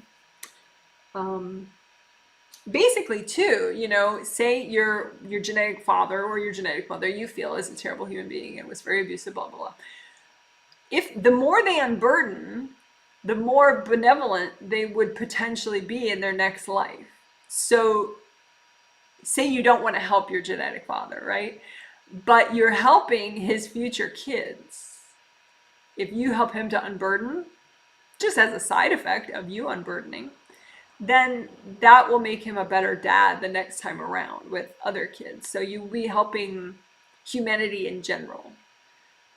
So it's good karma.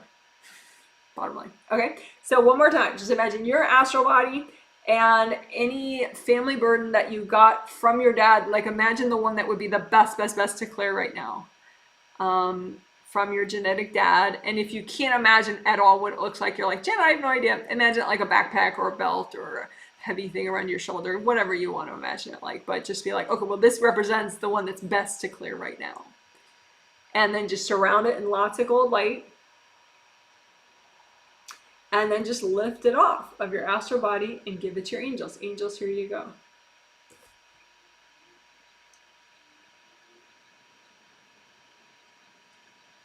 And then you can just notice, you know, does your genetic dad on a spirit level lose his copy of that burden? And do your siblings lose their copy? Some of them maybe have that copy.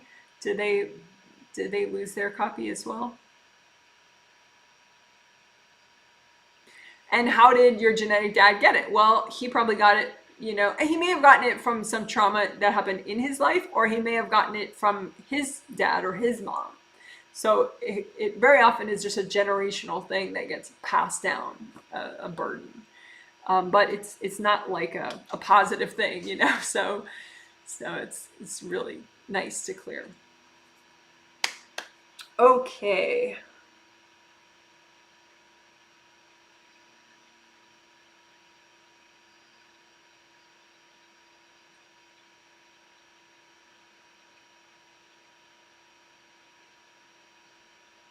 So then imagine, we'll do one, because we did like 2 from your mom, and we did at least 2 from your genetic dad. So then let's do,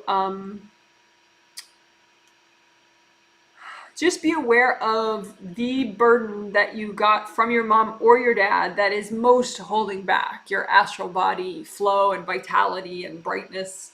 So just imagine that burden that's most holding you back, that's good to clear right now. And you can notice intuitively which parent it's from, and don't be, you know, you might be surprised which parent it's from, because it doesn't mean the person's a bad person, it's just a burden that you took on. And then just surround it in gold light and lift it off of your astral body and say, angels, here you go.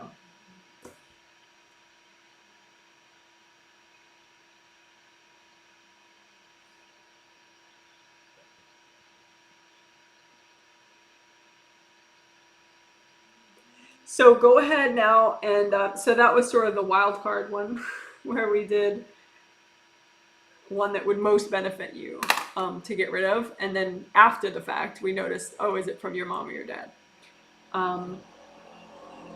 Okay, so then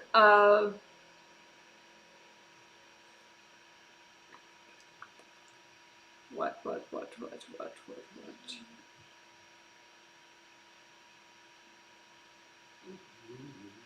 Just a note, I mean, if you're, particularly if you're a newbie or intermediate, I wouldn't suggest that you go and now give all your siblings healings or anything.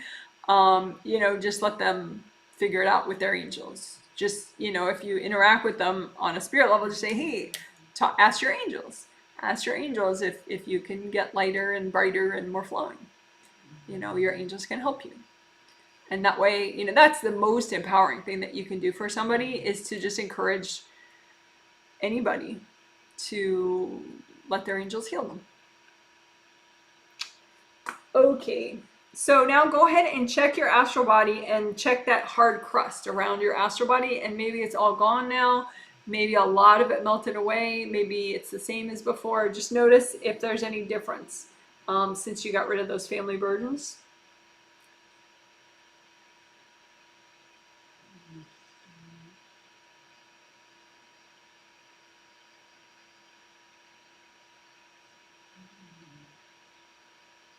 And just run gold light through it if there's any.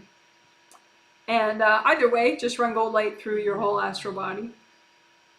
Your legs, your arms, your shoulders, your hands. I mentioned in the first healing, so I'll mention it again now just in case someone hears only this one. You your astral body is energy, so it can get damaged, and you can be like missing a hand on your astral body, or missing a leg, or missing a foot, or half your toes or something. So if you notice any defect like that on your astral body, just say, angels, can you help me get a new astral body? But don't say that if you're driving or, you know, using a knife or something, you know, because getting a new astral body, it's an out-of-body experience. You know, your angels help you to get a new astral body. So just chill out for a sec, you know, close your eyes. Angels, can you help me get a new astral body? You know, if you need one.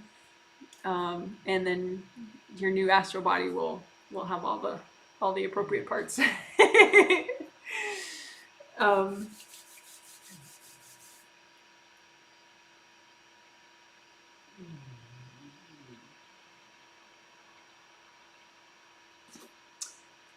Let's do a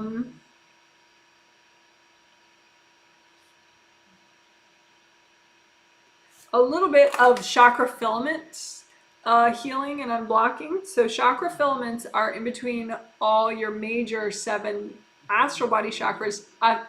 Major 7 astral body chakras and major 7 physical body chakras. There are connections in between each one. So your 7th astral chakra, your 7th physical chakra, there's a connection between them, so the energy can flow back and forth, even if you're asleep. The energy can flow all the way to from your physical body that's asleep in bed to your astral body that's off with your angels. The energy flows between them. Also, if you're present, the energy flows between them, in part just because one fits in the other when you're fully present, but in part still because of the connection in between them.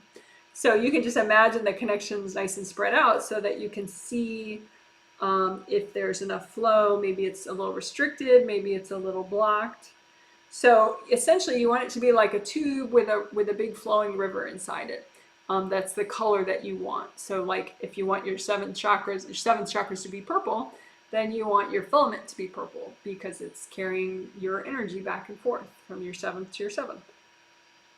But so just check out these chakra filaments, and you don't want anybody else to be cording into them. So just lots of gold light, melt away any connections to other people with these filaments. You don't want your chakra filaments to be connected to anybody. It's just from you to you. Even if you have kids at the first chakra, the filament is not where you would connect to your child. If you have young children, you would connect at the astral first and the physical first. You'd have cords, but not that filament. So just the filaments are just for you. So nice wide flowing tubes and rivers. Lots of gold light, melt away anybody else.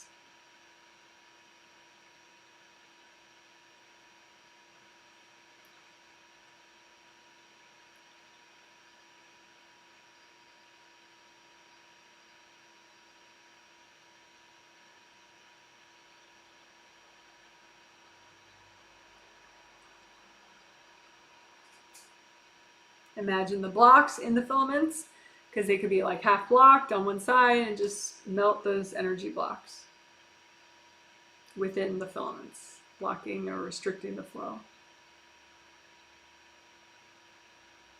So why do we do that now? Well, because we got your astral body so nice and flowing, and we want the benefits to be felt more on a physical conscious level.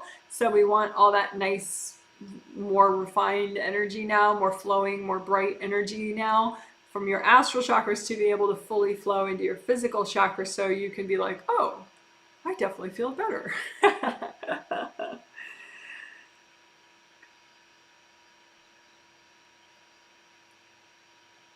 And just imagine your astral chakras inside your physical chakras now, and just see how good that fit is.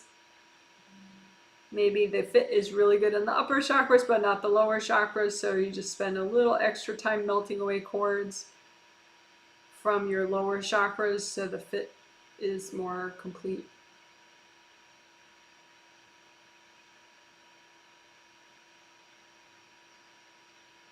It's not something that you force. You just melt away the interference, and then they just click together nicely. Astral into physical.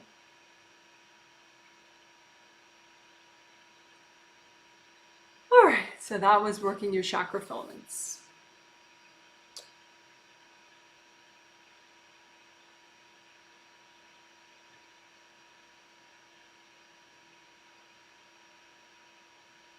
I'm checking magnetic alignment again real quickly. You may need a little bit extra help with that. Just melt away cords. You can use sticky gold wax for any maybe invasive beings that are in the way. Move the wax to the side with the beings. Angels, here you go. Sticky gold wax. Any beings that are interfering with your magnetic alignment and your chakra alignment, move the wax to the side. Angels, here you go. Even if your chakras are only aligned for like an hour and then they're like out of alignment after that, that's a good hour. Yeah, that's an hour where you could be healing something really deep and internal that has been bothering you for 10 years. So it's okay if some of these effects don't last forever, you know, because even a little bit of you know, harmony, it does count.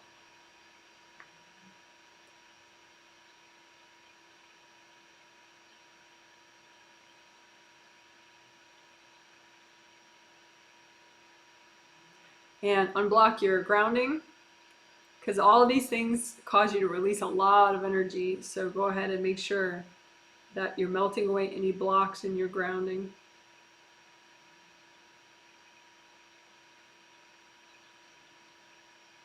And the bottom of your aura layers also need good flow so that you can release properly. Otherwise, it's like damming it up.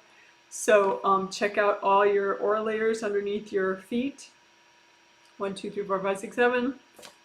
1, 2, 3, 4, 5, 6, 7. Just make sure they're all flowing nicely. And if they're not, just use lots of gold light. Think about letting go. It's okay to let go.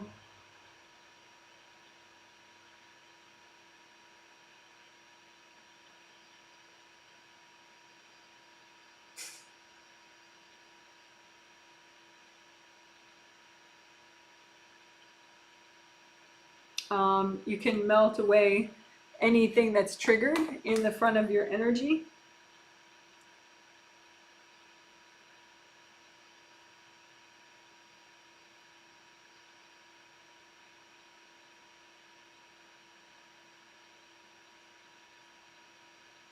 I'm taking notes because later, within a day, there will be a healing summary in the comment section, a detailed healing summary with timestamp links so that you can jump around if you wish. Oh yeah, triggered energy blocks in the front of your aura. Sometimes even if you have really good flow, you know, you would think like things are going to clear wherever they need to clear. They're going to release and clear. But sometimes something is just so stubborn and stuck in the front, and it's triggered and it just makes you irritable or makes you argue with somebody. And so it's good to release those. And, you know, it's so frequent when I read about somebody who has an argument with their partner, a lot of times, or with their mother or whatever, their sibling, a lot of times they're courting your energy blocks and you're courting their energy blocks. Even if in your mind they are clearly the one with the issue and you're not. For example, like they might have started the fight, you know, overtly, but maybe you were courting them in advance subconsciously, and that made them very irritable. And so then they snapped, you know, and you're like, where did that come from? But you've been courting them for like a day subconsciously, because you mean well and you want to help, blah, blah, blah, you know. And, or maybe they did start it, you know, verbally and on an energy level with their cords, but then maybe you're courting them to be like, calm down, stop, you know. And so those cords are in the way as well and causing them to stay stuck and fight even longer, you know. So melt cords. So we're gonna just think of like the whole front of your energy system and just melt cords from other people and melt cords that you have going out of your energy system to other people. So it doesn't matter if you started it, that they started it, just melt all the cords. So the front of all your chakras, the chunks of energy stuck in your aura layers in front just melt away. And again, especially if you have arguments with a person, ever really, or somebody particularly irritates you, or you just feel jumpy, melt the energy blocks, melt the cords going into the energy. Because it's like it's like this is a chunk of energy in your aura, but then if a cord goes in, it sticks it there. And so even if you have good grounding, it doesn't release. If you melt the cord, then this block can fall down your grounding more easily. So melt all the cords and melt the energy blocks. The only cords that you would want to keep is if you have a young child, from your first chakra to their first chakra. That's it. And not like all over the place, because you'll raise a really crazy kid and you'll feel crazy. So melt away all the blocks and all the cords in the front of your aura, in the front of all your chakras, above your head even. Unblock up there too.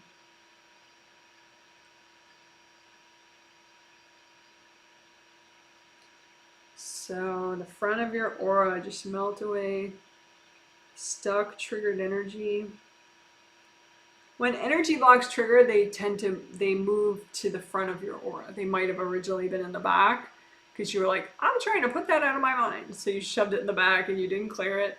But then it gets triggered and it's like right here or right here or right here. So melt these blocks. Melt the cords and melt the blocks.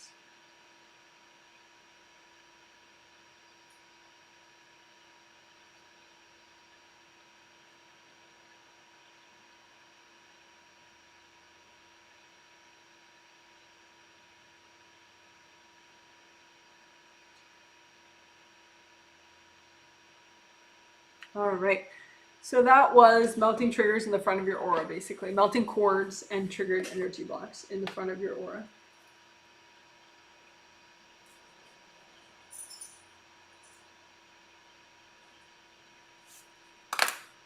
All right. A stereotypical thing too is, parents can be pretty invasive. So even if you're like 40 and your mom is, 70, she could be cording your energy blocks all the time, or just when she talks to you. But it can happen in all sorts of scenarios. So always a good thing to melt cords so that you can unblock and get your feeling of ease and peace back. It's very nice.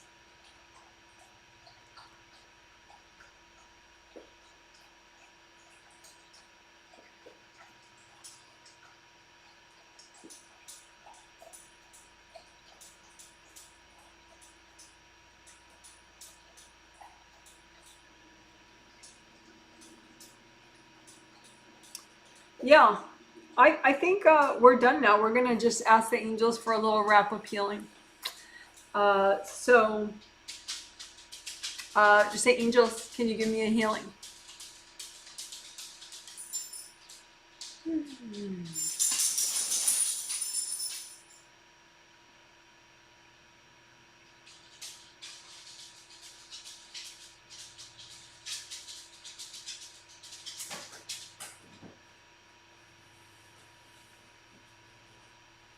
All right, we did it. So that was an astral body healing. And the one we did 2 days ago, there was more specific about, around stuff around your legs, stuff around your heart chakra. But this one was just what's holding you back the most from your genetic mother, what's holding you back the most from your genetic father, that's around your astral body. So it was more specific about how you got it. Because some of those things, wow. I mean, they might totally not consciously be on your radar, but they could be the things that are most holding you back, even if you get along with your family members. But yeah, whether or not you get along with your family members, it doesn't mean that one way or another. So cool. Congratulations, good job, everybody. That was a big deal, even if you did a teeny bit of it. and you felt like it was too much for you to do, or sometimes you want to do more but you're not motivated, just say, angels, can you help me with this in my sleep? Angels, can you, yeah, I'm gonna let my angels heal me in my sleep. You know, I'm gonna let my angels give me an astral body healing in my sleep. um, your angels are always trying to heal you, and they're always open to heal you as deeply and as thoroughly as possible. But you know, you may just have energy and stress that's distracting you from letting your angels give you more and more healings in your sleep and when you're awake. So you know, sometimes just consciously reminding yourself, hey, I'm gonna let my angels heal me today. Yeah, I'm gonna let my angels heal me in my sleep tonight. Okay, good job, guys. So I'm going to catch up on comments, and if you have any comments about how this healing was for you, if you want, you can put them in the chat. You can say also for context if I healed you, or if you just healed yourself, or both. All right.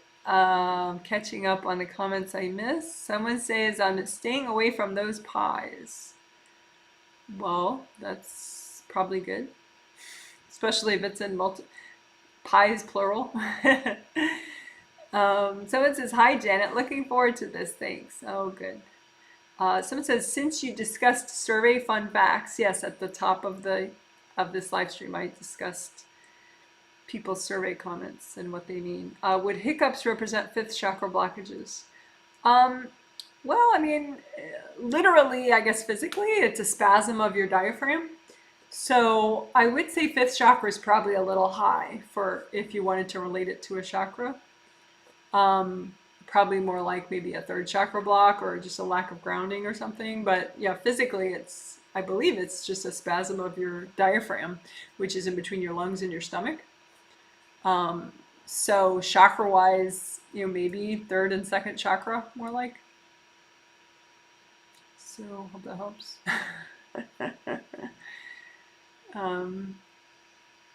Yeah, so you can just check your grounding overall and get more present. I've never really checked chakras when I had hiccups. But yeah, that could be interesting. Someone says, hello from Ottawa, Canada. Canada in the house. Hello, hello. Someone says, hello from the beach in southeast Spain. Well, hello to you. Look at you, little techie, chatting on a live stream in the beach. Someone says, I feel really centered but sleepy. I was a participant. How'd my mom and dad do? Who also got the healing. Thanks, Janet. This was so deep and cool. How'd your parents do? I think, you know, your parents especially like this because, you know, people get self-conscious and they're like, you know, you only bring me up because I'm messing up my kids, you know? And with this, there's no judgment inherent in it because chances are they got the burden either from some significant trauma that they had in their life or a past life of theirs, or they got it from their own, you know, a lot of times it's just generational. So it was dumped on them and they dumped it on you. So I think they appreciated that it helped them, and they weren't, you know, it wasn't like that they're a bad parent. You know, it's really hard not to give your burdens to your kids, actually, to your own genetic children. Happens a lot. So, I mean, you can, I guess intention helps. You can say, angels, help me not to give my burdens to my kids. But, you know, the best thing is to just keep clearing your burdens, because then maybe some you did give to your kids. And so then when you clear yours, they'll clear their copy. But anyway, centered but sleepy. Just unblock your creative rings just a little more. I think that's all that is, because you're bringing in so much new energy that you really need your creative rings to be like really awesome and super flowing. So you just unblock your seventh a little extra and your creative rings a little more. Your parents, yeah, so they especially appreciated this theme. Not only because it was effective, but it helped them with parent guilt. It helped them clear guilt. Someone says, my headache has reduced since the healing. How to make it go away completely now? Yep, finish your GV healing. We didn't repair GV meridian overtly in this healing. So you just have some hard little objects stuck in your GV meridian, so it's not fully repairing. So just do sticky gold wax. Imagine your GV meridian. You know, it's kind of like you know, a cane, like a walking stick. You know, it's like straight. It starts in the crotch, goes straight up the back, all the way up, around, and ends in the roof of the mouth. So straight up and over, and the energy flows upward all the way to here. And it's like red life force flowing in this tube. And so you want the tube to not have slashes and gashes in it. You don't want it to leak anywhere, and you don't want little invasive beings stuck in there or hard objects. So you can just imagine that tube and sticky gold wax the whole thing. Get rid of all the hard objects and the invasive beings or people's energy, and just move the wax to the side. Angels, here you go. Do it again. Wax your GV meridian. Move all the junk to the side. Angels, here you go. And now do the repair. So you're going to fully repair it. So there's no more poke holes where they don't belong. There's no more slashes. So then, like, you get 100% coming up all the way. Because you could get blocks even at the very bottom, too, which mess it up. Like in your crotch, where it starts in your crotch. It doesn't start like, it starts, but it goes from internal somewhere into the beginning of the GV. So just unblock the start of it and then all the way up. So, but once it's totally healed and everything, then you should not have a headache anymore. Because you don't have aura damage. If you had aura damage, then you'd have to fix that too. But you just got the healing, so you don't have aura damage. Maybe do some vacuum boxes around there too. Just make some vacuum boxes, turn them on. Just to get rid of any little invasive bees making trouble. Turn them on, then when they fill up, say, angels, can you please recycle my vacuum boxes? Okay. So it says, hi Janet, I have been working on my aura. Please let me know if I have improved my aura. Okay. And you did not get today's healing. Just for my own reference. Have been working on your aura. Yeah, wow. Thank goodness you started.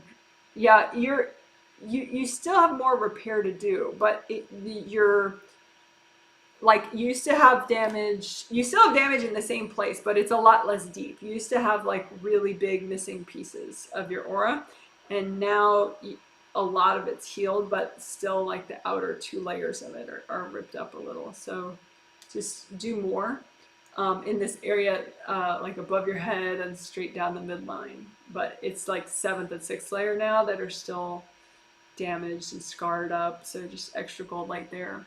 But it's better, but still not fully repaired. So just a little extra to finish up the repair. You can have me check again in a few minutes. Once you've finished it, just ask again underneath to check that I should check your aura, please. Okay, someone says, thank you. I feel more centered, clear, and grounded. I love magnetic alignment and clearing family burdens. Yeah, MA. Sometimes if it doesn't fit in a title, but I want to say that we did magnetic alignment in that healing, if I have room, I'll put MA, which stands for magnetic alignment. But anyway, I love magnetic alignment and clearing family burdens. Oh, good. I'm glad you feel good. So it says, thanks for healing me. You're welcome. I find I get stuck when speaking authentically for my needs instead of putting others' needs before me. What has me stuck and what to heal this? Yeah, so it just means you get triggered, right? So there are inner energy blocks that trigger when you try to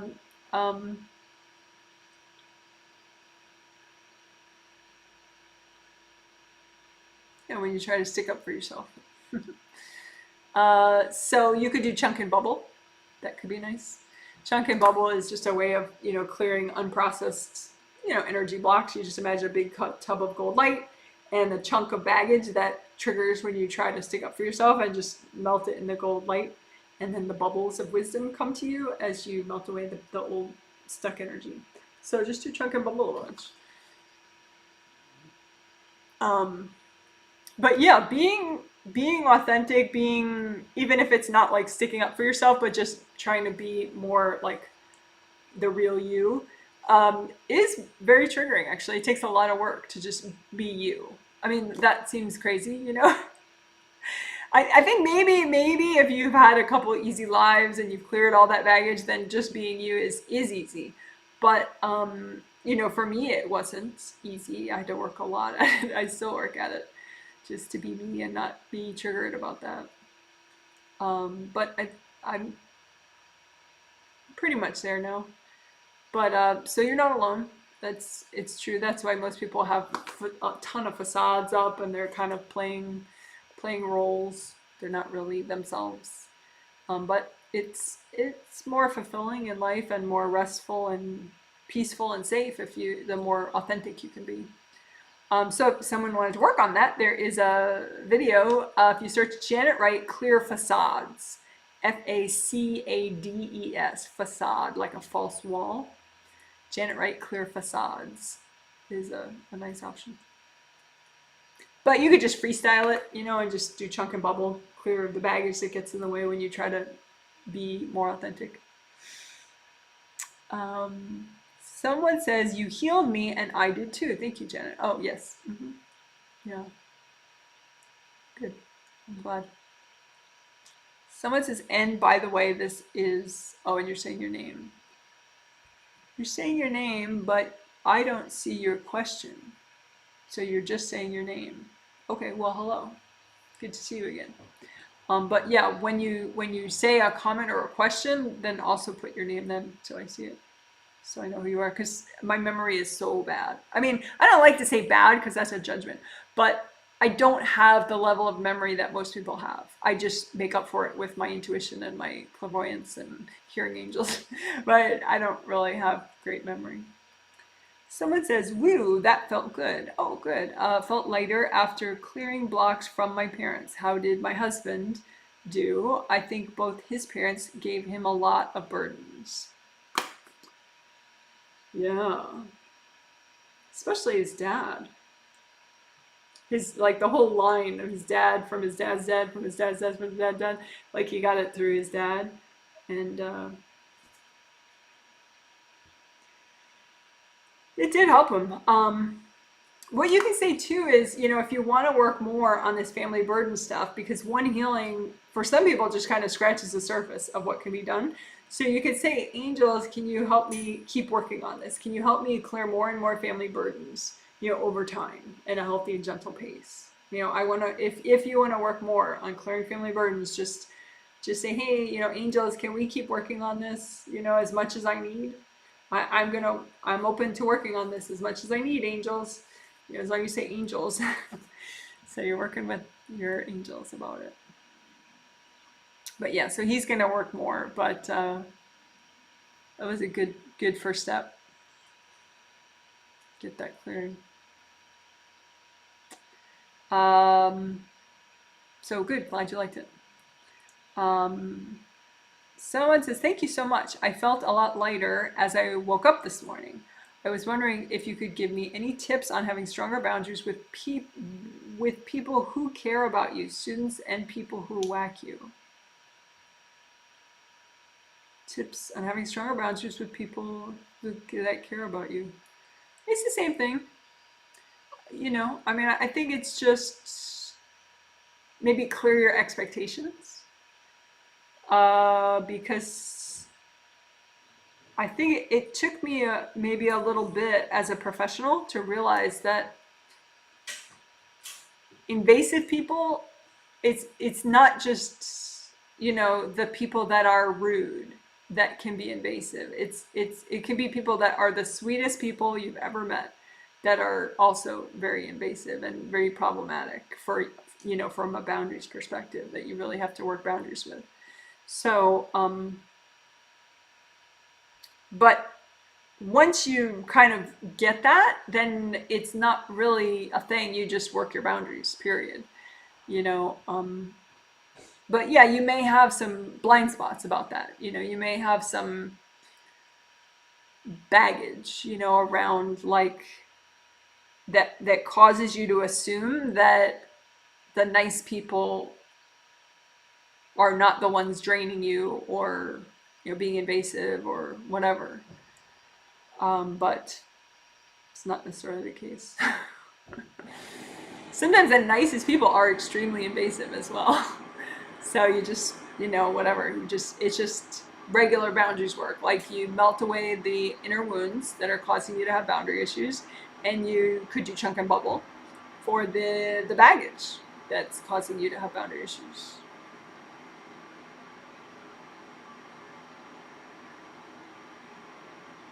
Yeah, so I don't,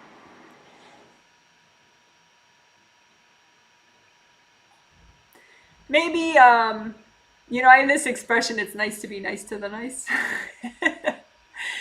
So it's like, you know, if you know someone is, you know, a kind and gentle person and you can do them a favor, then it's sometimes that feels extra good because you're like, oh, that person's probably helped a million people in their lives. And so if you're able to help to them, it's kind of like, it's cool. But, you know, could that person also be invasive and also, you know, be triggered or whatever? Yes, you know, so I guess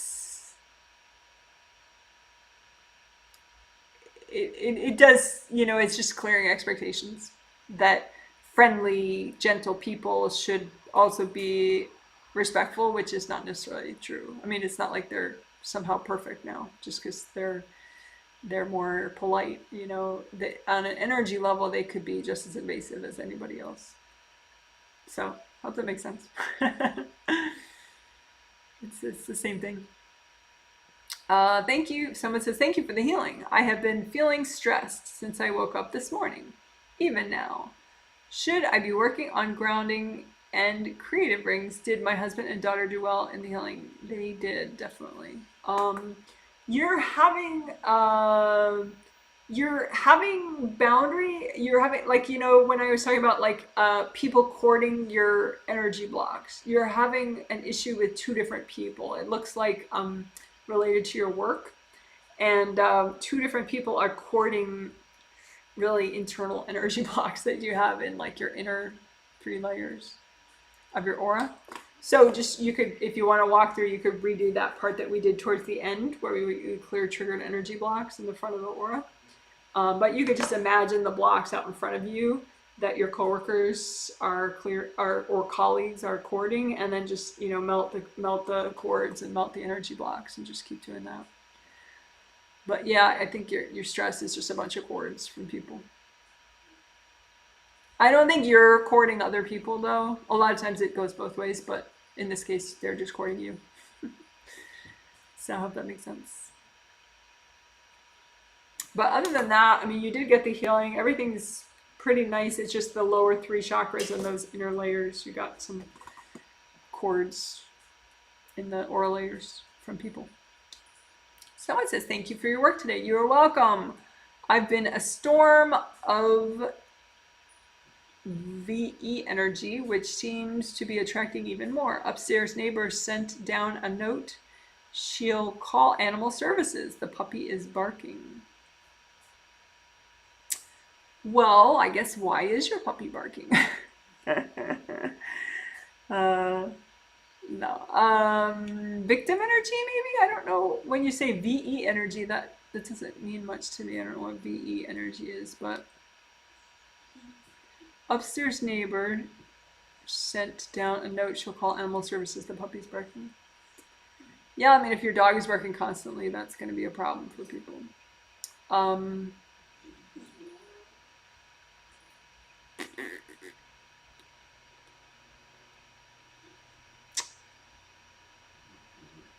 Yeah, I don't know what to tell you about that. I mean, you can say, ask the angels to bless your neighbor. You know, I mean, that might be counterintuitive to you. You think that she's some kind of villain, but, you know, just send her lots of blessings. You know, angels, please bless my neighbor. Please bless my neighbor. Help her to be healthy and whole and compassionate. But yeah, ideally, do something to get your dog to stop barking.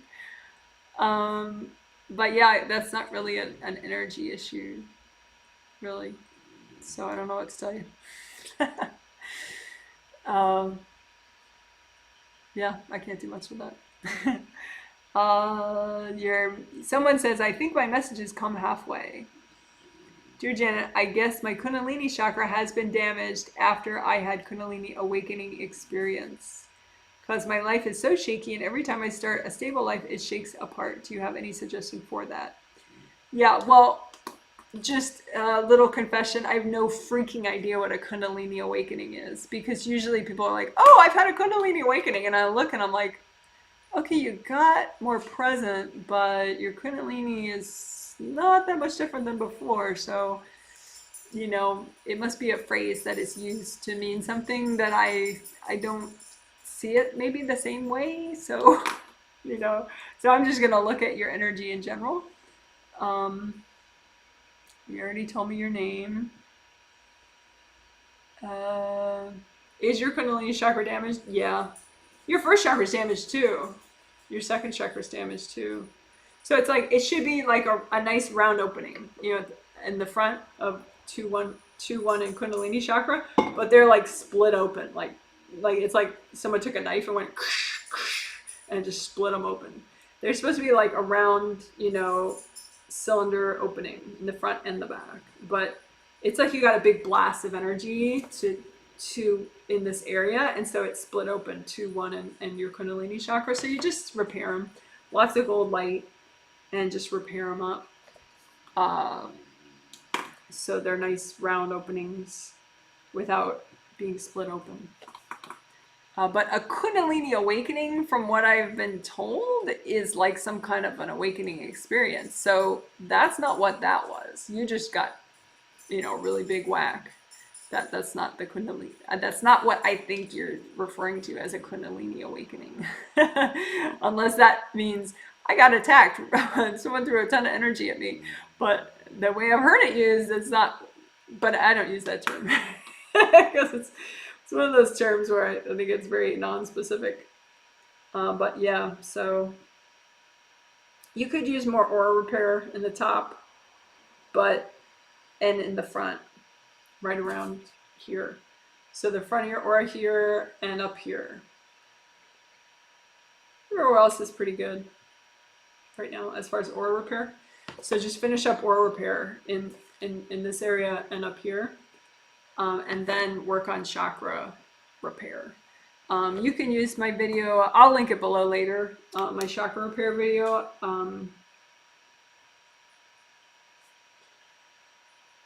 I'm just making a note to do that. It's like 11 minutes long. If you search Janet Wright chakra repair major minor, you'll find it. Janet Wright chakra repair major minor. 2 different words. But yeah, first aura repair, then chakra repair. But yeah. Okay.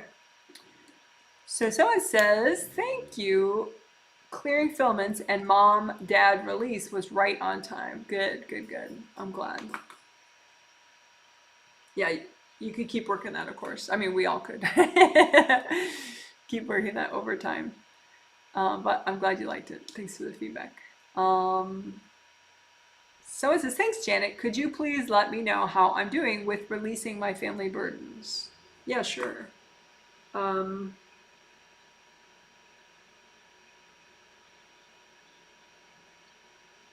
I would work more with your dad's side of the family, you know, what you got from your dad. Not from your uncle, just from your dad, you know, like, you know, start of life kind of burdens that you picked up from him. I think you've cleared, maybe not on purpose, but you ended up clearing a lot of burdens that you got from your mother, just in order to have boundaries with her, because she's so obviously in your face type mom that you just clear stuff along the way. But yeah, more I would say you need it like 3 times as much with your dad, like burdens you got from your dad. But you did clear a lot.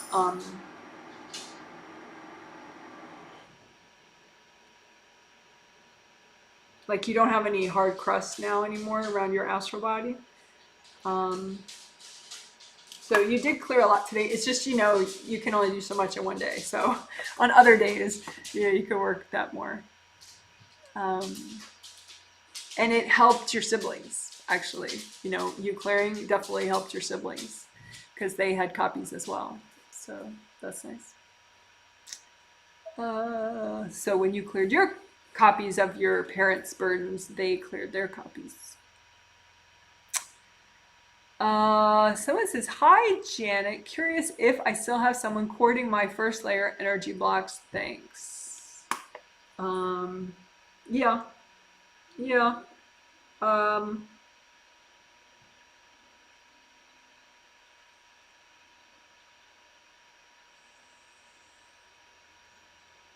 yeah, your sister. It's always your sister. Not always, but yeah. um,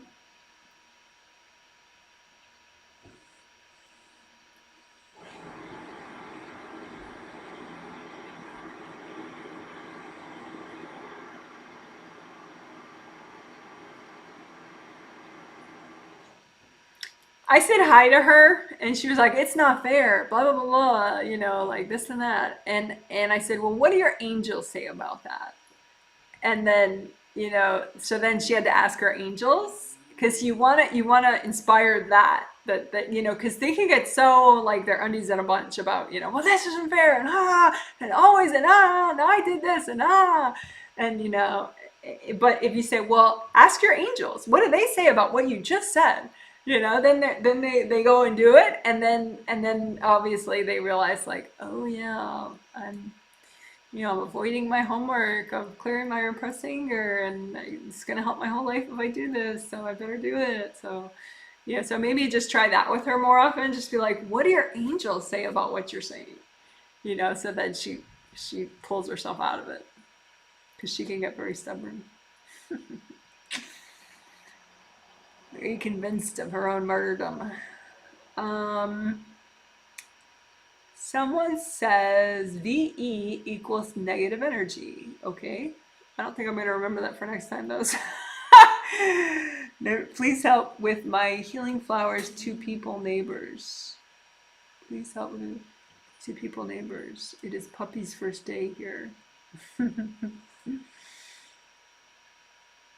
Okay, well, your neighbor has aura damage and chakra damage. Okay, so that's what makes her feel so vulnerable and so invaded by the noise of the dog barking. So you could say hi to her and explain to her that her angels can help her, that you know her life has been hard, you know that she wants her apartment to be an oasis of peace and calm, and who doesn't? And just say, but your angels can help you repair your aura and your chakras, because if she gets repaired up, then she'll be more patient. But if someone has that much damage, they're gonna feel like you're ruining their whole life. I mean, like, honestly feel like you're ruining their life. So just talk to her telepathically. You can do it. Right. So I will wait for one more comment or two more comments if anyone has any, and then I will end the live stream. But while I am waiting, I want to preview next month, September, because this is the end of the August group healings already. They came early this month. But September, I'm doing obviously 5 group healings, grouped first as 3 as a triplet set and 2 as a twin set. So the 3, they start pretty soon, September 3rd, pretty soon in the month. And clearing excess sadness, anger, grief, and emotional wellness. So obviously we're not clearing emotional wellness, but it's for emotional wellness. I should write that differently. But anyway, it's to help emotions, basically. And but also, this September twin set is also about emotions, emotional boundaries. Stop taking on emotional shit from others. So helping you to not be like an emotional victim, kind of, or just keeping stuff that people dump on you. So September is all about helping you with your emotions as far as group healings. So I'm looking forward to that. And if you haven't, you know, if you haven't purchased it, they're sold out now. You know, they sell 2 months in advance.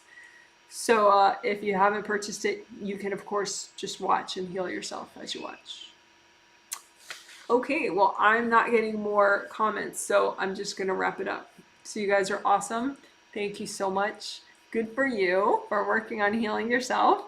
And like I said, if any of this stuff, you're just not motivated on a certain day to do it, just be like, angels, you know, can you help me heal today? And then remind yourself, I'm going to let my angels heal me today. Okay, you're so awesome. Bye.